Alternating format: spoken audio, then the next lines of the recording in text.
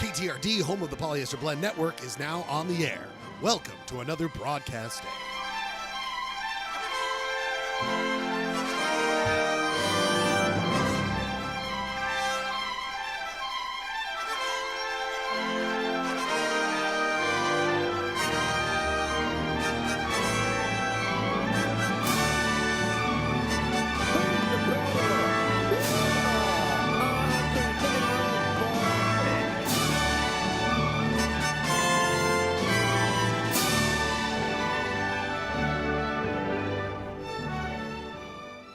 Polyester Blend Live streams Mondays at 8 o'clock over the internet from the Schledio in Salt Lake City, Utah. It is also simulcast from UHF station KTRD, 299 MHz frequency from Hastings Dip in Utah's West Desert. As Polyester Blend Network and KTRD starts its broadcast day, we ask you to join us as we dissect, try to understand, poke fun, and also share our love of this strange Utah existence. But before we get to the live broadcast, let us see what's on the Polyester Blend Network and KTRD schedule tonight.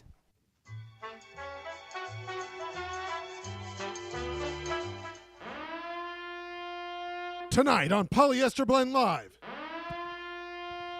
a bombshell announcement having to do with Utah City's quiz. Find out this explosive bombshell banging bomb noise of an announcement during Utah City's quiz. Stay tuned to watch Polyester Blend Utah City's quiz to find out. As we say here on KTRD, we drop the goods. But first, some inspirational words. Utah, what a pity. Peace out, rock and roll. TikTok, time to rock. Bombshell! Bombshell! Bombshell. Bombshell news. The apocalypse will be watermarked. You know that I seek them out now because I love the look of them. I think it's Polyester Blend style. Yeah. Speaking of Polyester Blend style, starting, 15 odd minutes late. But people, it's a long journey with Polyester Blend. Be happy it doesn't start earlier. Man. People, it's 8 o'clock. I should sign for one thing. We're back. It's Polyester Blend.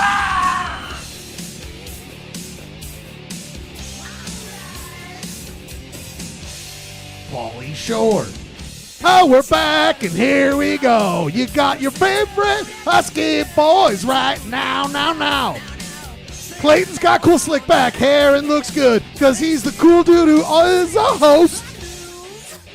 And then we got that guy from San Diego. He's kind of a weird, but we like him. It's Ryan. That's me. Then we've also got me, and my name's Ryan Slagle, but that's not all we are. We're also the entire Polyester Blend family. It's time for Polyester Blend. We're back, and I feel like singing now for some reason. We're back. We're back, buddy. We're back. Clay Dog, how are you, my friend? How are you? I'm good. I had a great weekend and a great Monday. Good. Doing my thing, doing my life. Is your microphone working? We're already off to a bad start. It's not your mic. It's not your mic. I know it's not your mic. While you figure that out, we must go. Wait, are you not getting anything? No, we got you. It's just, I know it's not your microphone. I can hear it, okay? I can hear it. You're not receiving things from my microphone. Not your microphone. This is classic Polyester Blend. Hold on. It's saying. It's saying. Tap it. Yeah, I guess kind of. I don't know. It's kind of weird. Maybe I can like do some adjustments. There we go. Whoa. Is that working? Now I got Rudy right in my ears. So now am I too loud? I think you're okay. Speaking of not knowing his audio levels when he talks to people, a real problem for him, coming from the audio unknowing levels of Southern California, are Ed McMahon. We already said, Ryan, are you here? Ryan, are you here? I'm here. I'm Kay. weird. I'm hearing weird. Okay, you're hearing weird. And people, this is already off to a big start. We got a big announcement here tonight. Last week, it was all about Clay Dog and his toilet emergency. Okay, well, that's we'll talk about that. It was toilet. This is now a 2-week birthday for Clayton's new toilet. Is that right, Clay? 2 weeks? here? It was 2 weeks ago today. The Toypocalypse. The Toypocalypse. Any complaints on that toilet? That toilet for any complaints? I think my tenants are locked in for all time and eternity. They love the toilet so much. Turn it up. Well, I'm so proud. I honestly forgot about the toilet. Uh-huh. I'm sorry, toilet. Happy second week birthday. Happy second. But this is gonna factor very well into my Photoshop contest. So keep in mind. That's Keep in kind of mind. they call that a teaser in the business. yes, so either go get your tenants and then get the toilet and have them all be watching during the Photoshop I contest. don't want my tenants to actually know what I do every Monday night. Oh, we know. We Like to hear keep it. that Well, separate. yeah, just let the toilet know. Just let the toilet know They'd that. probably stop paying rent. They'd be like, you don't deserve I actual reached money. out to him and I was like, "Hey, can we get a toilet cam? I think the fans would really like a camera right there at the toilet, so we can What know are you, what's Chuck going- Berry? You want a toilet cam? Hello, Thank you. Buddy. Chuck Berry joke. Chuck Berry joke. But breaking news here, people. Breaking news. Breaking news. Move over, toilet. You're so old. You're out of date. We don't care about that. Ryan Bradford, I think you're here to announce what? Oh, I don't know. How about brand new paint on your walls behind you? Is that right? Is that right, Ryan? That is true. The longtime watchers of the show should notice that the beige that formerly populated my wall is now replaced by a cool, easy grayish blue. Ryan, we're going to... Like gray blue is the beige of the 21st century. Sure. Now, there's Big Clay. Ryan, you say something. Ryan, you say something. We really want to see it. We got it blown up here. I got yes. gray. I'm We got rocking it the gray right. behind. Okay. Oh, So yeah. there it is. So there's the color, right there. So this, yes, it's called Zero Gravity. It's from You're Home old Depot. news. I don't even want to see you. I just want to see the wall. Let's get you out. Yeah, that's totally fair. But yet nothing on the bookshelf moved. How did you do that? That's interesting. Did you map out everything on the bookshelf beforehand so it all? Oh, good point. Why is my face giant? No, you let's guys- keep it like that. You guys share the screen, so anytime I You don't need to make my face bigger. Dude. I'll say something, Ryan. I'll take Clay off the screen. Oh, yeah, hello. All right. Okay. Well, now we lost you. So now there's good point. Ryan, did you rearrange everything perfectly back here? Is that your pops? It looks just like you. It's so weird. That is my dad. Look at that, people. Look at A that. young photo of my dad. But it looks exactly like you. It's insane to me. But you did a great job. Clayton's right. He notices everything. You did a great job keeping the shelf. But I think it looks good. But by the way, I did not remove any of the items from the shelf. I just brought all the furniture to the middle of the room. I love it. Create a perimeter, something that I can fit a ladder This in. is what people want to hear, Ryan. This is the content people come for on Polyester Blend. Literally hearing how wet paint dries. That's what I mean. Like we are talking about. That is what we're doing here. We could do a spin-off show called Ryan Paints Things, and I could talk about painting. I could talk really. Painting is all about masking. People, look there. You can see Clay. Oh, Clay's coming back. He left. He was so into this for a while. He's now back. He's now back, and he's in charge. Clay, your thoughts on painting? Your thoughts on painting? Sorry, I had to step out, letting the dog out. Good boy. Good boy. Rudy knows by now that it's 3 hours of complete ignoring her, so I have to let her out. I should do that before the show starts. But Hey! you never know when the show's actually going to start. It's a true point. It's a true point. I did some gray painting this weekend, actually. I gray painted the cabin. Oh, You saw take my any you saw my photos? saw my grayish walls. I see. I didn't realize they were new. Didn't realize it was new. I was too busy having a wonderful time at your cabin with our good friends playing poker. By the way, who won the I'm poker? surprised the breaking news wasn't that you actually won a poker thing. Actually won. You can't let me have it. Why do you got to take it away so quickly? I won't even tell. I won't way- illuminate people on your path to victory. I won't tell them how you got there. Clay, I'm telling you right now, you're already up to a 1 thorny, and I'm telling you right now tonight, if you don't watch yourself, I have added 2 more levels of clayness, clay thorniness. So clayness. So you are already at a thorny as you normally are, but you will now have 2 additional levels if you get to it. I have the graphic to show it. Yes, it did win. It was a fun time. We had a great time. Always a good time hanging out with friends, enjoying being around people. It's we did the show out of a pandemic where we couldn't be together, but it's nice to enjoy being around each other. We can't wait to be with all of you. The Polyhead sometime. If you want to come down and watch the show live, just let me know. Come on down. Come to the Schledio. Hang out. We got all the great characters. Chatmaster Jeremy's in there. Clay Dog is in there. We got, of course, sound engineer, sound mixer Janine. Thank you, Janine. And, of course, we've got producer Rob is in there. All the favorites are in there. If you want to join and hop on the Zoom, that we got going on here. Feel free. It is at it's in there. I posted it there. So if you want to join the Zoom, say something to us, be a part of the show. This is a place for you to do that. Feel free to join us at any time. Ryan, you did not play poker with us. I noticed you were not there. Yeah. You were painting all weekend. I was not. Was that your I was big painting move? all weekend. Okay. Yeah. I was painting and working, Now, serving brunch. Right. And now, Ryan, you had a big thing come up last week. We were planning. Remember, we did vote to do the show last week. We did vote as a group, all the polyheads who jumped on. We voted to do the show last week on 4th of July. Probably for the best we didn't in that it's not, maybe we don't need to be a part of what 4th of July is right now. I'd have no problem distancing myself at the moment from current enjoyments of that day. But Ryan, you had a big activity that day. Is that not right? I mean, what was it? I had a very big activity. Could you want I had a great 4th of July. This is America. This is America personified. Tell that real quick. It would not have been a good show.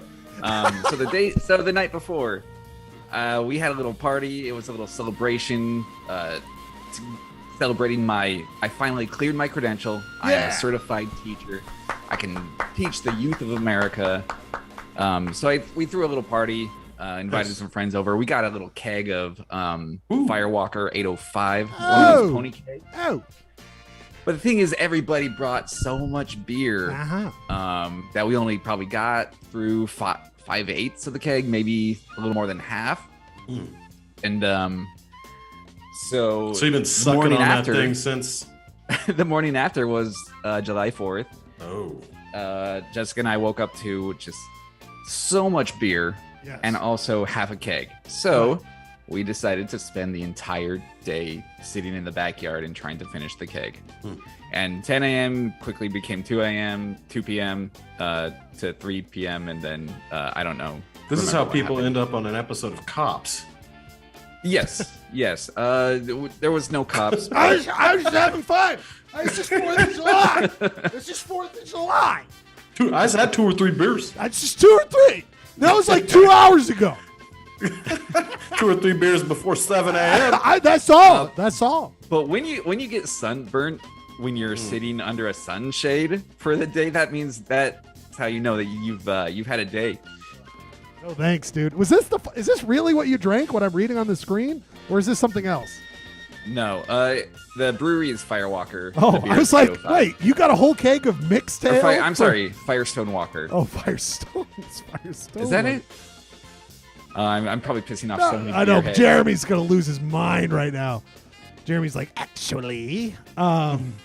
Anyway, it doesn't matter. No one cares. Oh, is this? You know why I'm glad? You know why I'm glad and I don't want to take anything from Ryan's amazing 2-pronged stories of congratulations on becoming a certified teacher, and also the day drinking, which goes like hand in glove.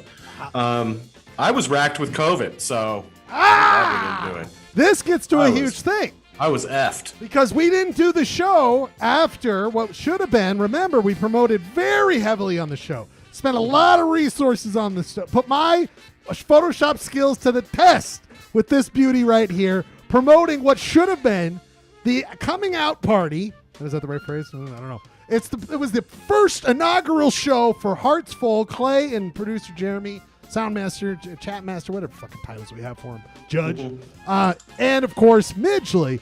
And this brings to another 2-pronged story, Clay, is that when we had Midgley on promoting his great new record, his tape, whatever, his release, he was going to go on a tour of all the DIs who made a big announcement about it. What didn't happen there, Clay? What didn't happen there? No, what did happen is he did the same thing that happened to me. Got cove! And that we all didn't coved. happen. We got Then, coved. Hearts Full. Canceled because of cove. Now, this gets to an interesting point, Clay. Well, first of all, is there going to be a reschedule? Do we know yet? Nothing official yet. Okay, we'll get. But I would assume that we're going to play a show. Okay, well, I hope so. And I want to hear about it when it happens because we love promoting it. And I was so I'd like excited. to do it before my antibodies go away. Seriously. But this gets to a point I was thinking about just before the show, Clay. You got the coves. I got the coves. I think I never officially tested. My tests were negative, so maybe I didn't. I think I did. Ryan Bradford, does that mean you're the last Husky Boy Polyester Blend? Have you ever got the cove? I've been sick. Every time I've been sick, I've tested and I've been negative. But it feels like going this long without getting it seemed unlikely, especially considering how many public-facing scenarios I'm in. Like I was student teaching all year. I was working at a restaurant. So. I mean, I know it hits everybody different, but man, for me, I knew it. I mean, I had it. Damn. I had something that I've never had before. Shit. Well, the reason I say that, we started this show because of the pandemic. We're now, I don't know, Clay, we're about 2 years into it. Two and some change. But that's 2 and how 3 months. We lasted that long, is what I'm saying. The polyester blend, we lasted that long, 2.5. And that is why I say goodbye. It has been great. We were only doing this until we all got COVID. Oh, yeah. Goodbye, polyester. No, Ryan Bradford, until he tests positive, we're not ending this show. Until one of us is in the grave. Okay? That's right. One of us has to die, and then we'll stop. Enough Jen Rickies, and I'll get there, but I'm less than 10 years away, all right? We got to get, I need a blood pressure machine in here. Oh my God. I hiked a couple weekends ago and I was like, yeesh almighty, hiking. That used to be a lot easier. People, but we have no more for this, none of this pitter patter. We must get into the show. Let's do it. Let us go into, I'll tell that stuff. We'll talk about that later. I'll get into that. I think maybe I'll do that towards the end. Let's just get right into what we do here. It's time to go over some local news. We're all glad to be here. We're all glad to see you. Join if you want to. Like I said, the Zoom is in the YouTube chat. People, it's time for a little bit of Ordah. It's time to go to Ordah. Point of Ordah, where us Huskies like to go over some local news, give our tidbits about it. Right? I don't know what it's like there in California. I want to hear what it is for you. But Clay, I think what we got to start with is what I did this, speaking of coronavirus being sick, I did this stupid thing, Clay, last week, like in the middle of the week. You know what? I did that thing where I thought in my head, I was like, you know what? It hasn't been that bad of a fire season so far. It hasn't been that bad. Just like when you say, oh, I haven't been sick for a while, and then you get sick the next day. Well, Clay, I spoke too damn soon. We got fires everywhere. My God. Yeah. Fires everywhere. We are completely on fire here in the state of Utah. Clay, feels like every second there's a new fire. And in fact, just before we went live, outside of Little Dell and Parley's Canyon, did you hear about there's a fire up there now? I do, yes. God. I got a text at 5:30 in the morning about it. I didn't know it was that early. I work on, those. You work on these things. Emergency response. Yeah. And it is July. Yes, it is. But look at the West, man. Look at San Diego's. What is this one? Ryan, are you from? I do know what's going on at Willow 4, Ryan. Get out of your house. Oh, damn. Is that El Cajon? Yeah, El Cajon always gets torched. East County burns down every year. Yeah. Look at that. Looks like there's a huge mess in between LA and San Diego, though. Yeah, that looks bad. It looks not good. Legoland's in trouble. Clay, I saw that. I mean, it's looking pretty bad. Oh, man. I mean, that's just literally on fire. You can't have a fire out here. It's just natural. Like the Mojave is just on fire. But anyway, it looks like you're dealing with your own fires out there. What's the difference between the red and the yellow? The yellow happened in the last 24 hours. Hours. So this fire just started in the last 24 hours is what it's saying. Okay? Man, gnarly stuff, Clay. The smoke.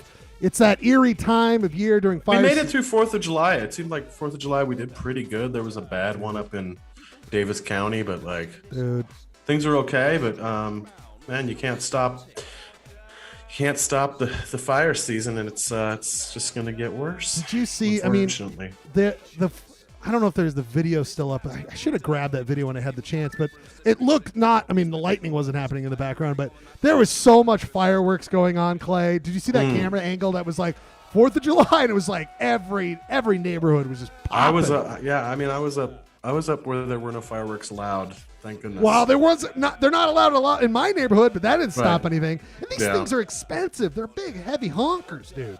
They were gnarly. Heavy honkers. Honk, honk. They were like, these are Evanston. I'll talk about Evanston in a little bit. They're Evanston style, okay? They're Evanston style ones. Very low. Yeah.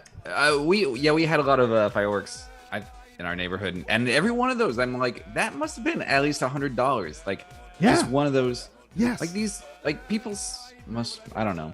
I don't want to. People must love America, you know? They just I'm just telling you, I got no time for it anymore. And now, friend of the show, Governor Cox, was on TV today talking about being Firewise. Wow, he's like, we got to get to a field. That's the thing.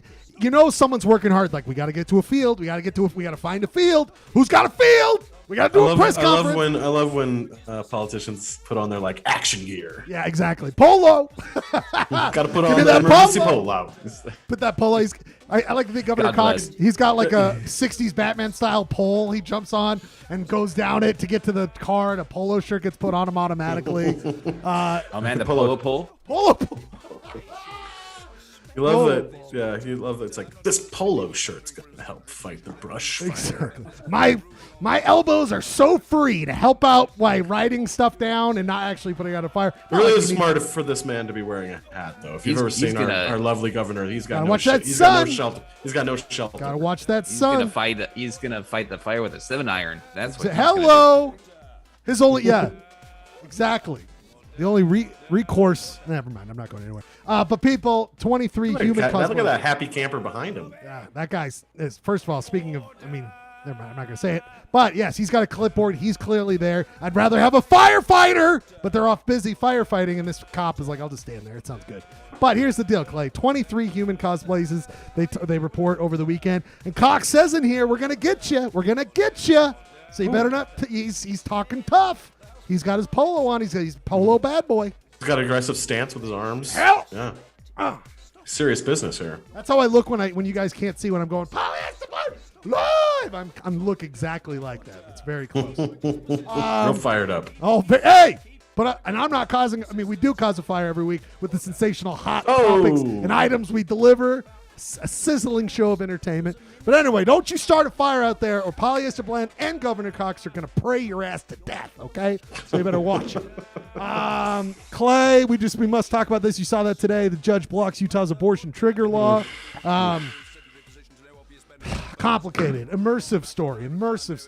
I found out a friend is related to one of the people who are prosecuting this for the state to push it through, and I was like, oh boy, that sucks. But it's blocked for now, Clay. I didn't know if you had a chance to read up on it today. No. I know. Struggles ongoing. I know that it's, there's an injunction, but we all know it's just a matter of time. Yeah.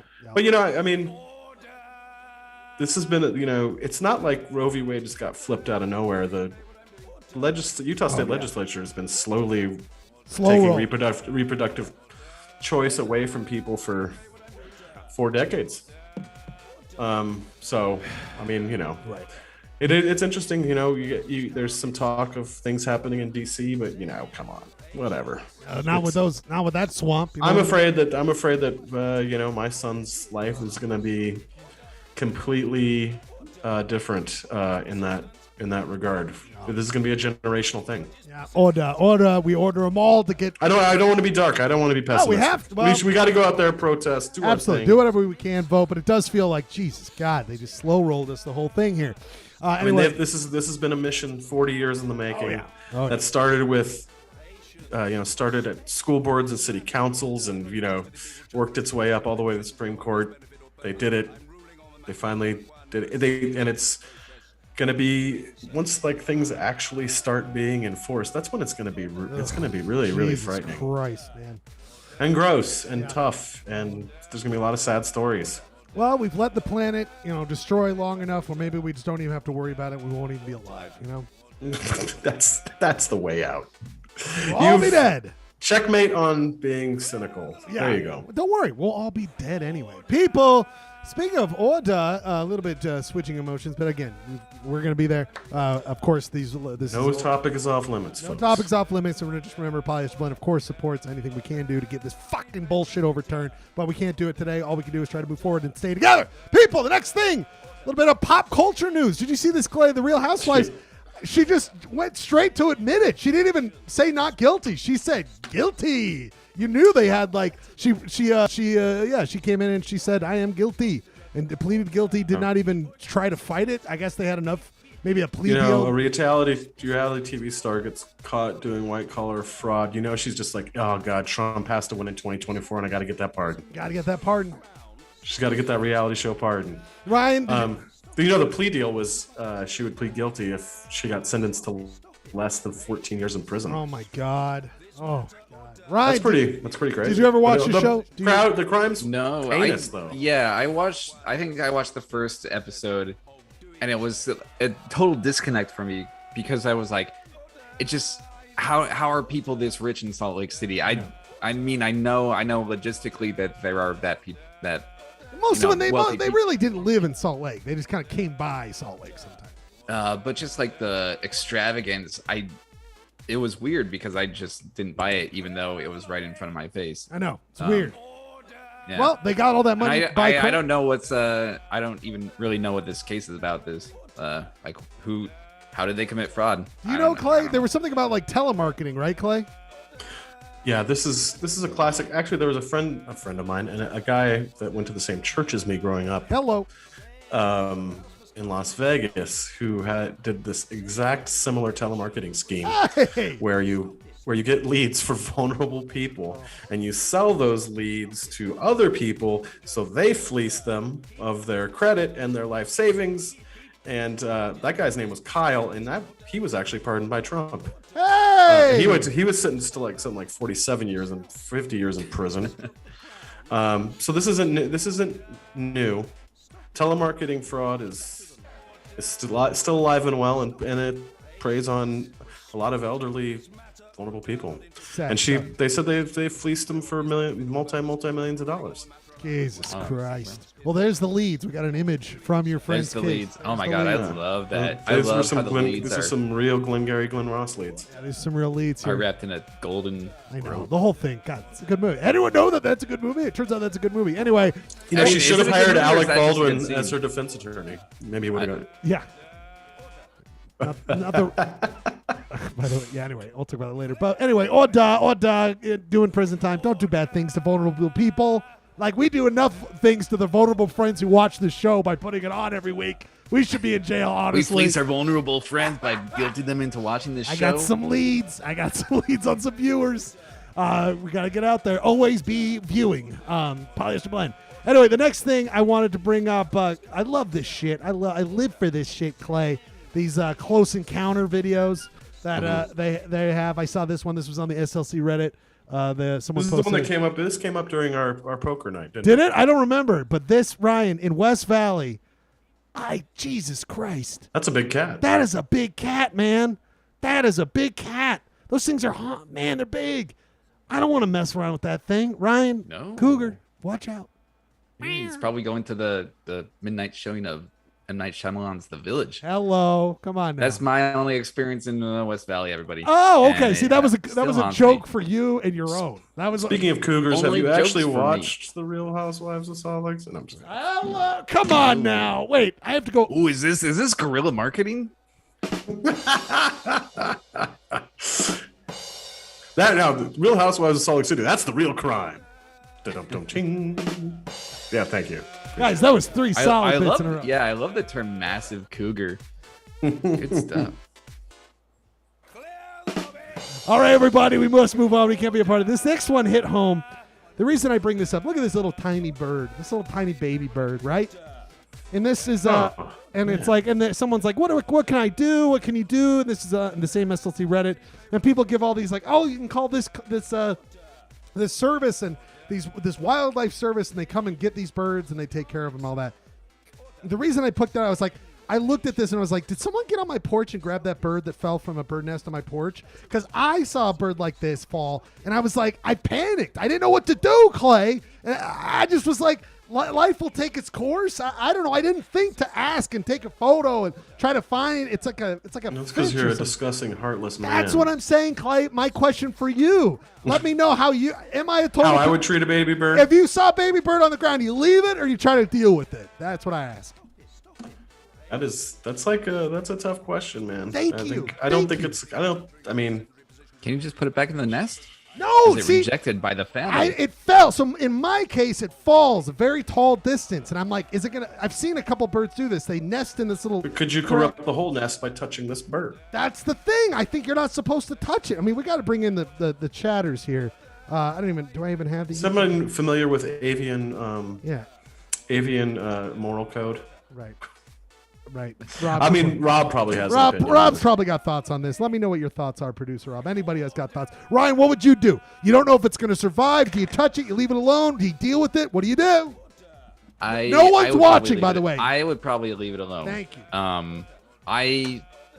I don't know. I have a notion that nature takes its course. Thank you. So if it was rejected, perhaps it's terminal, and I don't Exactly. want to. I think it just fell. I don't want to. I I don't want to mess with nature. You know. All right, we're not messing with the birds, all right? But I don't want the birds getting mad at me. It's not like I don't care. Like if it was like a hawk or a birds of prey, you know what I mean? Birds have had it good for too long. They can take a step down from their high horse. Okay? Absolutely. Listen, they were dinosaurs at one point. They've stuck around, all right? They don't need. I never did anything to keep that going. They're on their own thing, you know. Okay, so if there was a baby bird on a train track and there was a train full of baby birds, do you say? And you have a chance to? Isn't that how it goes? Yes. Oh, you saved the train of baby birds. Yeah, always the baby birds. You name the baby bird Sophie, and you walk on.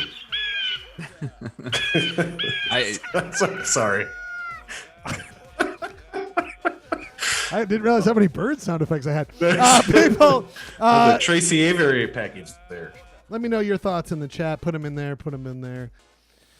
We want to know what you have to think about that. People. There's a lot of bird facts being spat in the chat. See, here's the. Oh, is it really? We got to look at the chat. What's going on in the chat? We got Rob saying all sorts of stuff. You can touch baby birds, so I screwed up there. Jeremy, birds don't have a good sense of smell. Thanks for nothing, Jeremy. Literally, thanks for nothing, Jeremy. And then Rob says most birds have a terrible sense. Okay, see these guys? See these little jokesters? What do they think this is a comedy show? We're trying to figure out really important stuff. Speaking of figure out really important stuff. Wait, so what'd you do, Schlegel? So here's the beauty of it. Let it slide. Here's the beauty of it. I didn't do much. Okay, it was down on the ground, and I was like, I'm not going to interfere. Okay, it fell It fell very. I thought it wasn't going to make it because of the fall. I saw it before I went to bed on the porch. Next day, no sign of it. I don't know. I'm like, either the birds, I don't know what, lifted it up, they got underneath it, flew it to somewhere safe, or some cat or raccoon came up and was like, yum, thanks for the free meal. Yep. You know what I Thinking mean? Cat got So, some KFC. All I'll say, hello, wasn't fried. I mean, this was healthy bird. All the protein, none Organic of the fat. chicken. Now, Ryan, here's what I'm going to say about that's what happened. Out of my hands. I wiped my hands clean of the situation. Nature finds a way. I didn't do anything. And guess what I did do? I went out to West Valley at the Dollar Theater and I saw The Village. Okay, that's what I went and did the rest of the day. No. All right, people. The next thing. This one is in. This is what I live for. This is what I live for. This is everything on the story I love. Clay, we talked about it over the weekend. Ryan, I doubt you saw this, but Ryan, a tweet went out: a multi-million-dollar, 105-foot luxury houseboat with a helicopter landing pad on the roof sunk in Lake Powell. This was the week before. The boat, of course, was called Knockers, because I bet there was a little bit of that going on. Sex is what I mean. Belonged to Todd Peterson, former CEO of Utah-based security system company. Confirmed wearer of fancy jeans. Yes. Always with the fancy jeans. Now here's Wonder how many fancy jeans were in the closet. he's got his of own that yacht. Wikipedia page. He's 53, CEO Todd. Look at this guy. Todd. He looks like a Todd. This is a classic Todd. I mean, we're Todding it up here. I mean, he's todding it all the way This up. is Todd. There's Like a guy who Todd. likes some knockers. He loves them knockers. You know, Todd. You know, Vivint got its start as a burglar alarm installation company. Todd would secretly break into places and It be wasn't called Vivint. It was called something else. Yeah, Todd would create the crime. He would wear. You should. The next day he would come as a salesman. Oh, you should get. But what he would do, it's kind of a genius. His business plan was to hire missionaries straight off their mission because they're really they've been talking people into shit for the last 2 years. Smart. So he would hire return missionaries who were like, they've been basically in salesman boot camp for the past 2 years, and they would sell burglar alarms, and he made $1 billion. Listen, you know what? Touche, Todd. He looks. Oh my God, you guys. He looks like an aging punk from Orange County. Like, this guy could be the singer for Pennywise right now. This is exactly how they all look. There he is performing at his hardcore. He's got the old band back together. There he is performing. He's got his microphone. Yeah, I mean, amazing stuff. Here's that. Now, what it also led to was the discovery of this Instagram. I don't have Instagram anymore, but I would follow the hell out of this.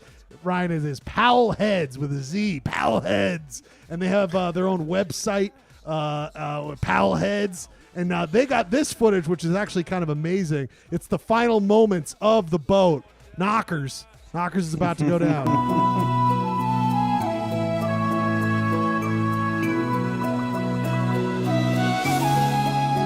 Oh my God, my music. That's Powell Heads for you. That's the content Those of are Powell all Heads. boxes of Axe body spray that are floating there, the flotation devices. That's very. By the way, that's fucking. APX Alarm was the original name of the company. But also, damn, Clay, that is deep as shit. Look how that boat is not small, and it is completely.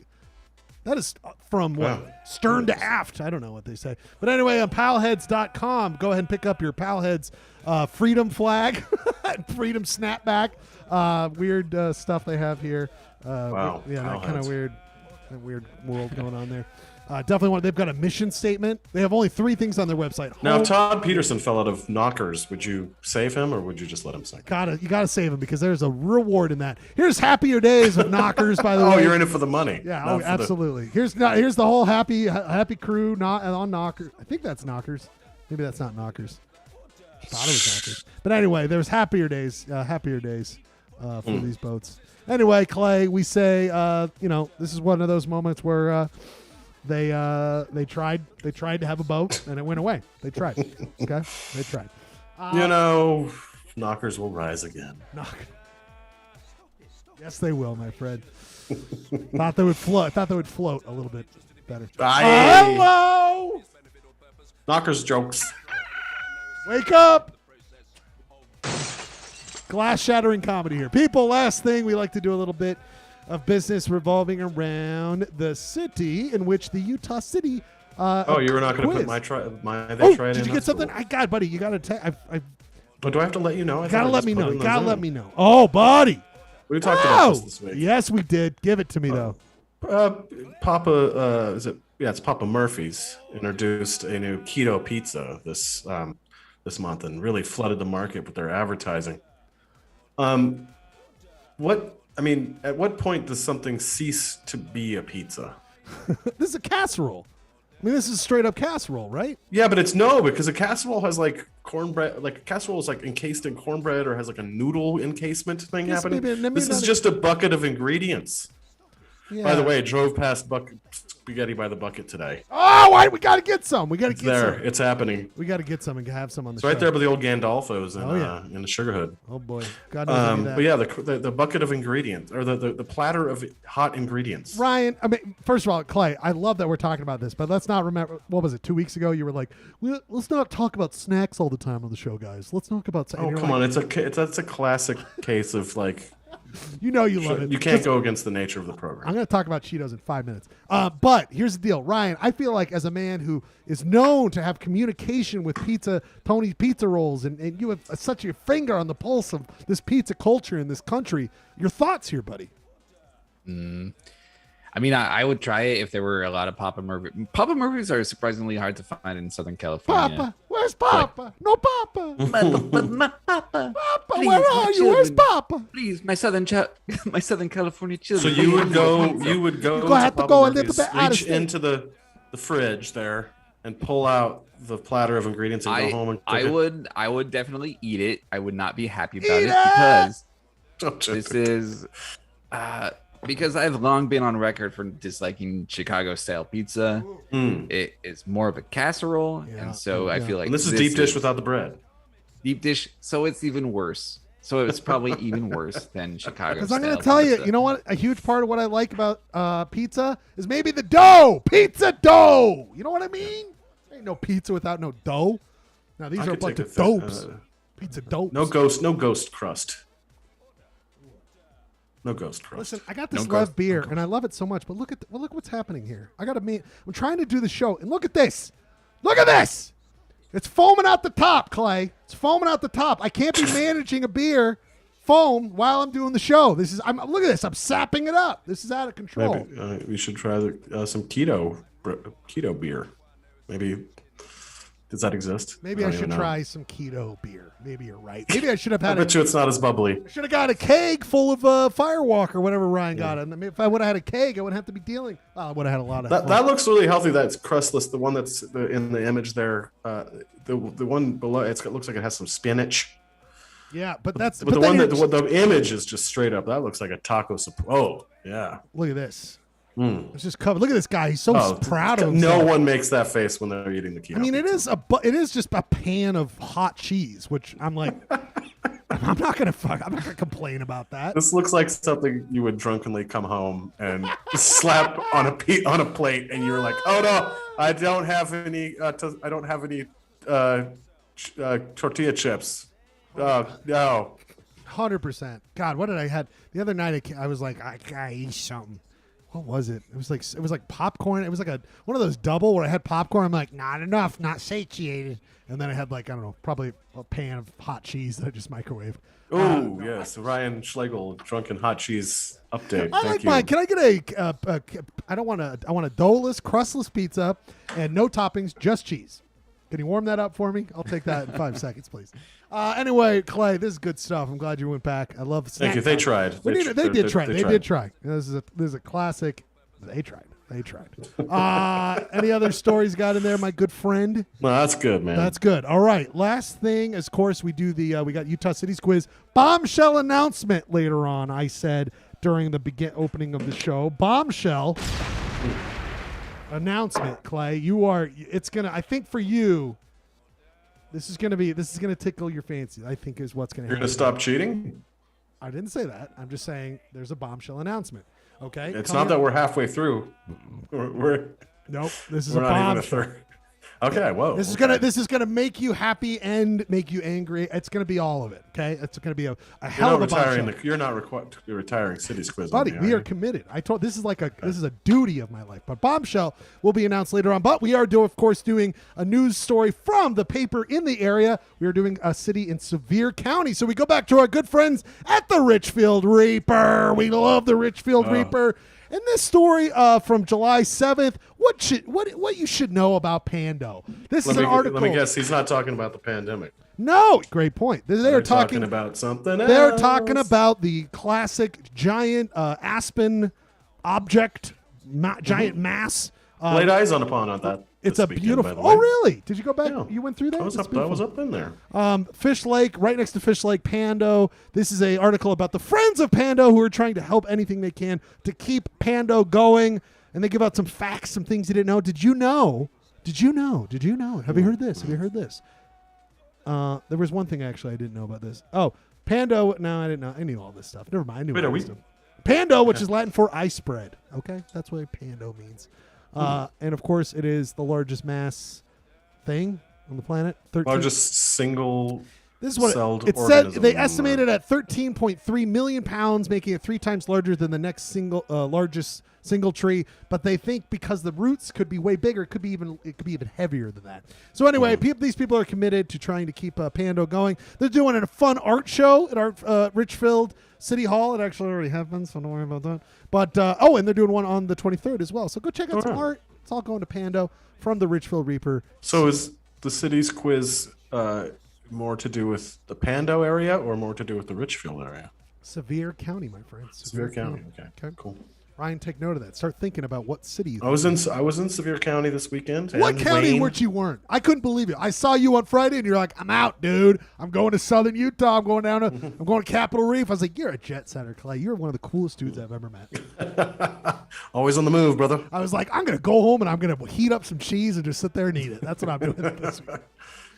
Very good stuff. Ordah to all these things. Long live Pando. Long live Pando. We love Pando. Speaking of long live all you polyheads who are here tonight joining us, being a part of the show. We love you so much, all those who are in there.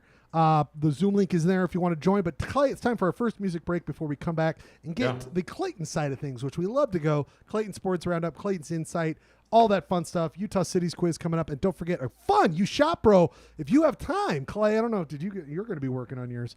Yeah, I have some work to do. If you have time here at the end of the show, we've moved You Shop Bro to the end. And it gives you time if you want to submit something It's all about Ryan. I think Comic Con is going on in your area. Is that right? Next week, I believe it's starting. Let's see, the 20th. And you thought you're like, hey, we have a branch, a stem. It's Polyester Blend Utah and San Diego.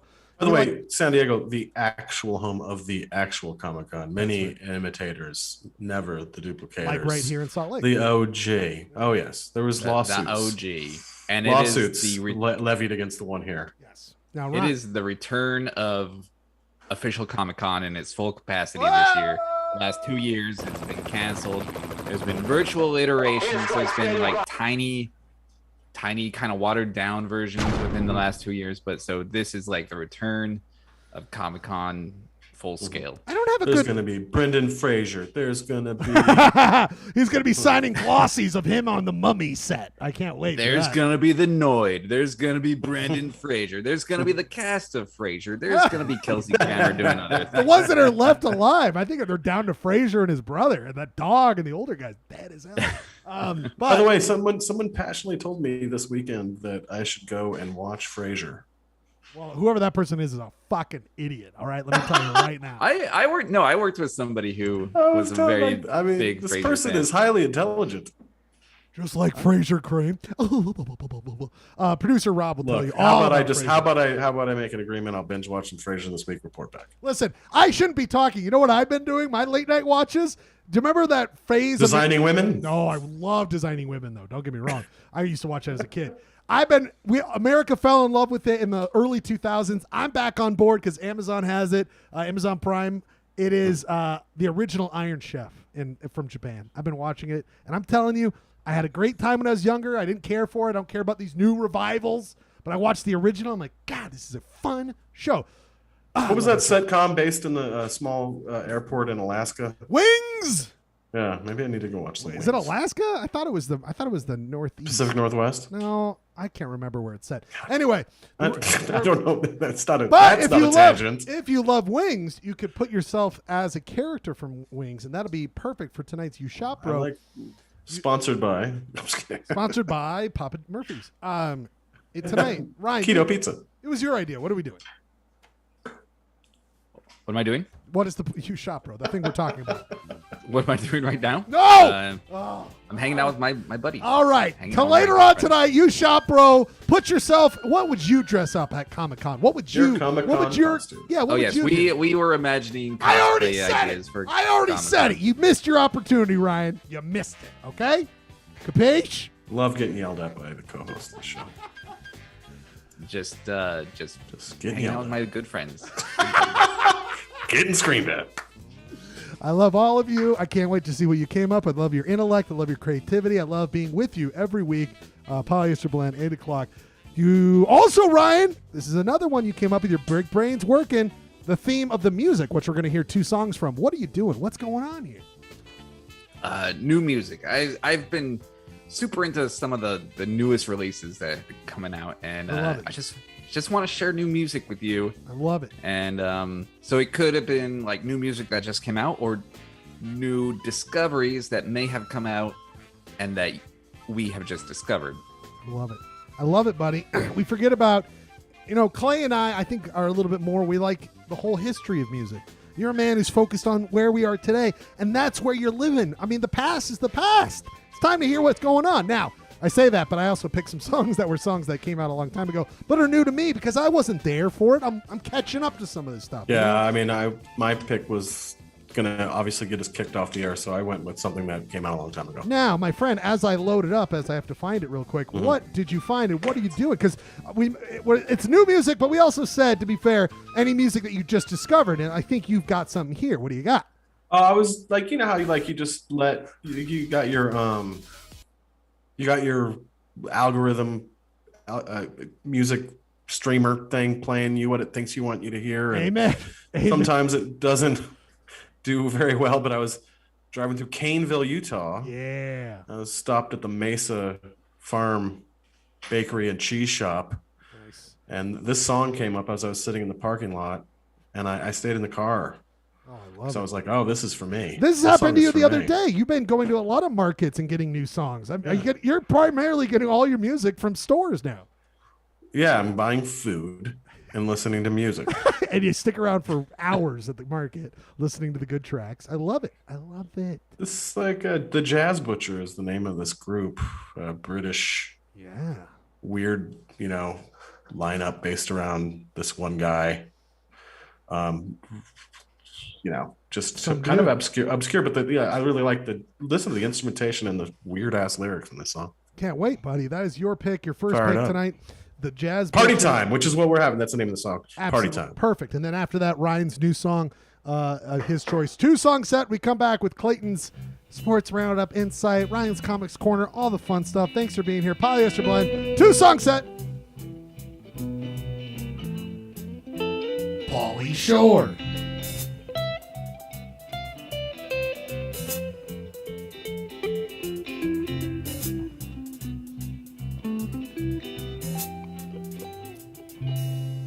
This is party time, and we're all having so much fun. This is party time. I can look at all the girls that are in this room. This is party time. I can think of what would happen if one took me home. This is party time. I think I'll have another of those. You always act so stupid. You always talk so dumb, but this is party time. And you've got to say it's better than a war. This is party time. And it's better than a cold bath with someone you dislike. This is party time. And it's good to drink for free when you haven't any money. This is party time.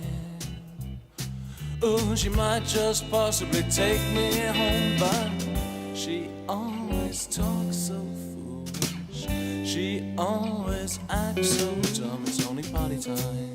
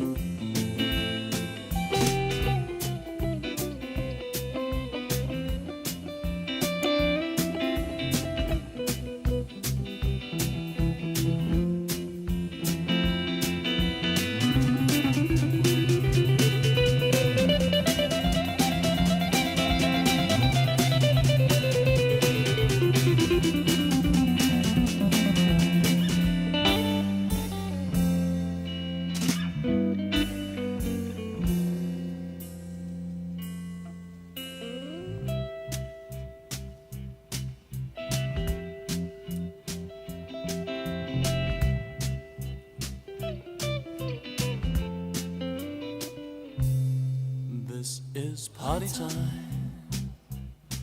and it's not polite for you to muck around. This is party time.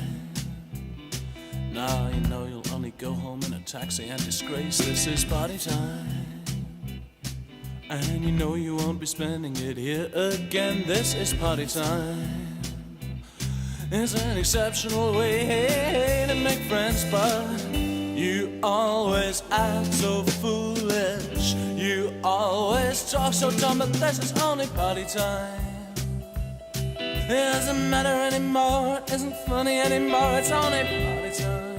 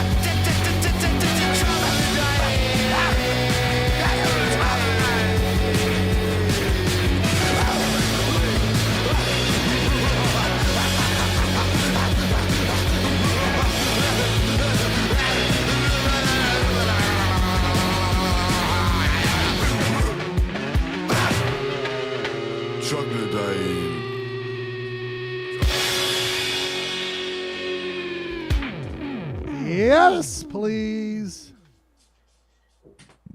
Yes, please. Hello. I'm so glad you picked that song because I was not familiar with Viagra Boys until the dude, I guess, just one person, I don't know, multiple, but the one representative of the band showed up on Office Hours last week, and I was like, Oh, did he? Yeah, and I was like, I like the cut of this guy's jib. Is that a phrase we're still using? But he's a goof. And he was funny and all that. And then I listened to this song, which is funny and also kick-ass and also making me realize that troglodyte is a great curt, like a good, like a diss calling someone a troglodyte. Sounds good. He makes it sound pretty fucking cool. Yeah, I was just reading an interview where he was writing the song, and he had it in his mind that he thought the troglodyte was like, you know, those prehistoric sort of like parasite sort of like things. Those are troglodyte is like another kind of pre-human man. Yeah, and he's so thinking of the lyrics don't make sense. Like, you ain't no ape, you're a troglodyte. I mean, they're kind of similar. Wait, so he wasn't thinking of Wait, was he he was thinking of the weird creatures you were saying, right? Yeah, he was saying it as a burn. Yeah, like for someone who was like way previous to any sort of thing resembling a human. Oh yeah, he screwed up because he means what is the troglodyte, but it's like closer to an ape than. You got those as kids in Utah. What are they? They're a trilobite. He meant trilobite. Yes, I think he meant trilobite. I think he meant trilobite because that's what I thought. There's a Robin Hitchcock song called Trilobite. Ah, welcome to the show, my good friend Jeremy. It's good to see you, my friend. Hello, everybody. Trilobite. I got something to talk to you about, by the way. I'm going to show you in a little bit. Yeah, I thought this is what I thought. Yeah, I got what he meant, but I realized that I was definitely giving him the benefit by thinking of trilobite. But I was like, oh, troglodyte sounds good. I like the guy. I like the cut of I like this guy already because he and I have the same brain problems. He went all the way. He got through all. He made this song. It's become a hit, and then he's like, "Whoops, that sounds like something I would do on Polyester Blend." You guys have to be like, "Yeah, that's not how you spell that." I'm like, "Damn, it's funny, isn't it?" Very good stuff. I loved it. I'm gonna check it out. Janine and I saw a film at the Broadway right before the show started.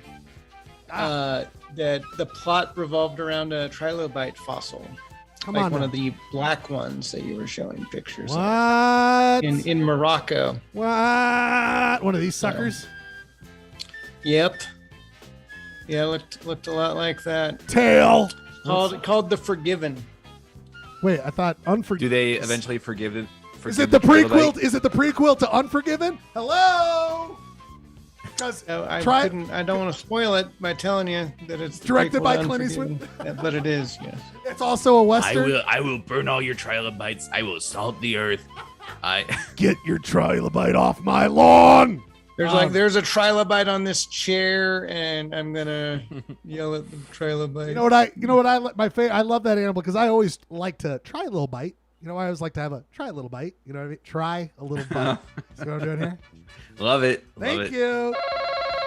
That's a winner. Just ring in. We love that joke, and I'm going to repeat it till the end of times. But we don't have the end of times. We need to get to these times, and these times take a special individual to look at them, to talk about them, especially when it comes to competitive sport. And that is why we hand over the reins to one of the great sport thinkers in our times. He happens to be a host on this show, which is amazing that we got him because he's already here. But people, and I do it for free, and he does it for free, buddy. I mean, we didn't have a show. We didn't get a tie. I actually I was going to do a shop based around this, but we didn't do a show last week. You're bringing up a very intense topic that we got to get to, and on a segment we love so much. Let's get to it right now. People, it's time for a little bit of getting those tumbleweeds out of the way, clearing out the corral so you can get some horseshoes on your horse. It's everybody's favorite. It's segment. Everybody's favorite Speaking of Unforgiven, he is the bass of Unforgiven. That's what Clint Eastwood I'll be your based on. sports-related Huckleberry.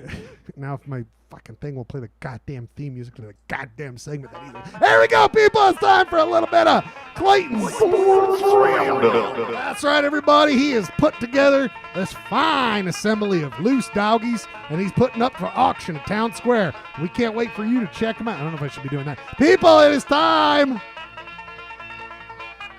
for a little bit of Sports Roundup. Sports Roundup, Clay, and you were about to do it. And I think it's only we gotta look at this horrid photo, which is so weird. But this is, of course, Rudy Gobert has been traded. And go ahead, my friend. Well, yeah, I mean, it's the biggest sports news since we have been gone for the past 2 weeks. 9 seasons in Utah, homegrown. I mean, talent. Drafted at age 19, mainstay of the Jazz, traded away. Not even a forced trade. In the NBA, a lot of times it's someone demanding a trade. We just sent him. But we got a lot of stuff for the guy. Like 4 first round? But all in all, it'll equate to 7 players eventually for 1. Wow. Which, and, we also, I think that it confirms what had been bubbling around for a long time, that the 2 superstars on the team didn't get along. And so they sent one of them. They sent the one that they thought they could get away with losing. We'll see. But seeing him with a different team is weird. It looks weird. Feels Seemed weird. like an okay guy. I've never had anything against Rudy. But I think the Jazz management made the decision that the Gobert Mitchell window for a championship was closed. So they traded away the older player, the guy that just turned 30, and they're going with this 25-year-old superstar. It makes sense, and by all measure, they got a boatload of stuff for him. And they also don't have to pay him $250 million over the course of the next 5 years. It's insane. I mean, Clay, 2 things. My question is for you. As a big Jazz fan, and as someone who's, like most Jazz fans, have stuck up for Rudy Gobert when it comes to this national outrage about him, where he's like, oh, he's not that good. He's a complicated factor. Where do your emotions lay at the end of the day? After it's all said and done, are you sad? Or are you just kind of indifferent? Well, you say that I'm a big Jazz fan, but the fact of the matter is they weren't a fun team to watch last year. And so something was fundamentally wrong. Sure. And when something's fundamentally wrong, you got to make a big thing. And so, I feel like it's my emotions aren't too complicated. I hate to see him go, but something needed to change. Sure. So it ain't going to be boring. Yeah, that's true. It'll be interesting. Now, here's the next thing. Here's the theory. I'm looking at. I've heard that Mitchell's here, right? We're going to build around him, right? Mm-hmm. Now, here's the theory. You got Mitchell because we're sticking with him right now. I mean, does he want to be around for a rebuild? Does he want? I don't know. There's always links to him in New York. What's happening this year, Clay, for the Jazz? What's going to happen this next season? A big event? Well, I don't think we've seen the end of big Jazz moves. No, I don't. Because here's what my theory is, Clay. What's coming this year for the Utah Jazz? What's a big significant thing that's happening? The All-Star game. That's right. Now, what's nice to have when you have an All-Star game in your city? Multiple All-Stars. An All-Star. So my thing is this. I'm pessimistic. You heard me earlier. It turns out that Ryan's pessimistic now. But what if they're just holding on to Mitchell until we get to that?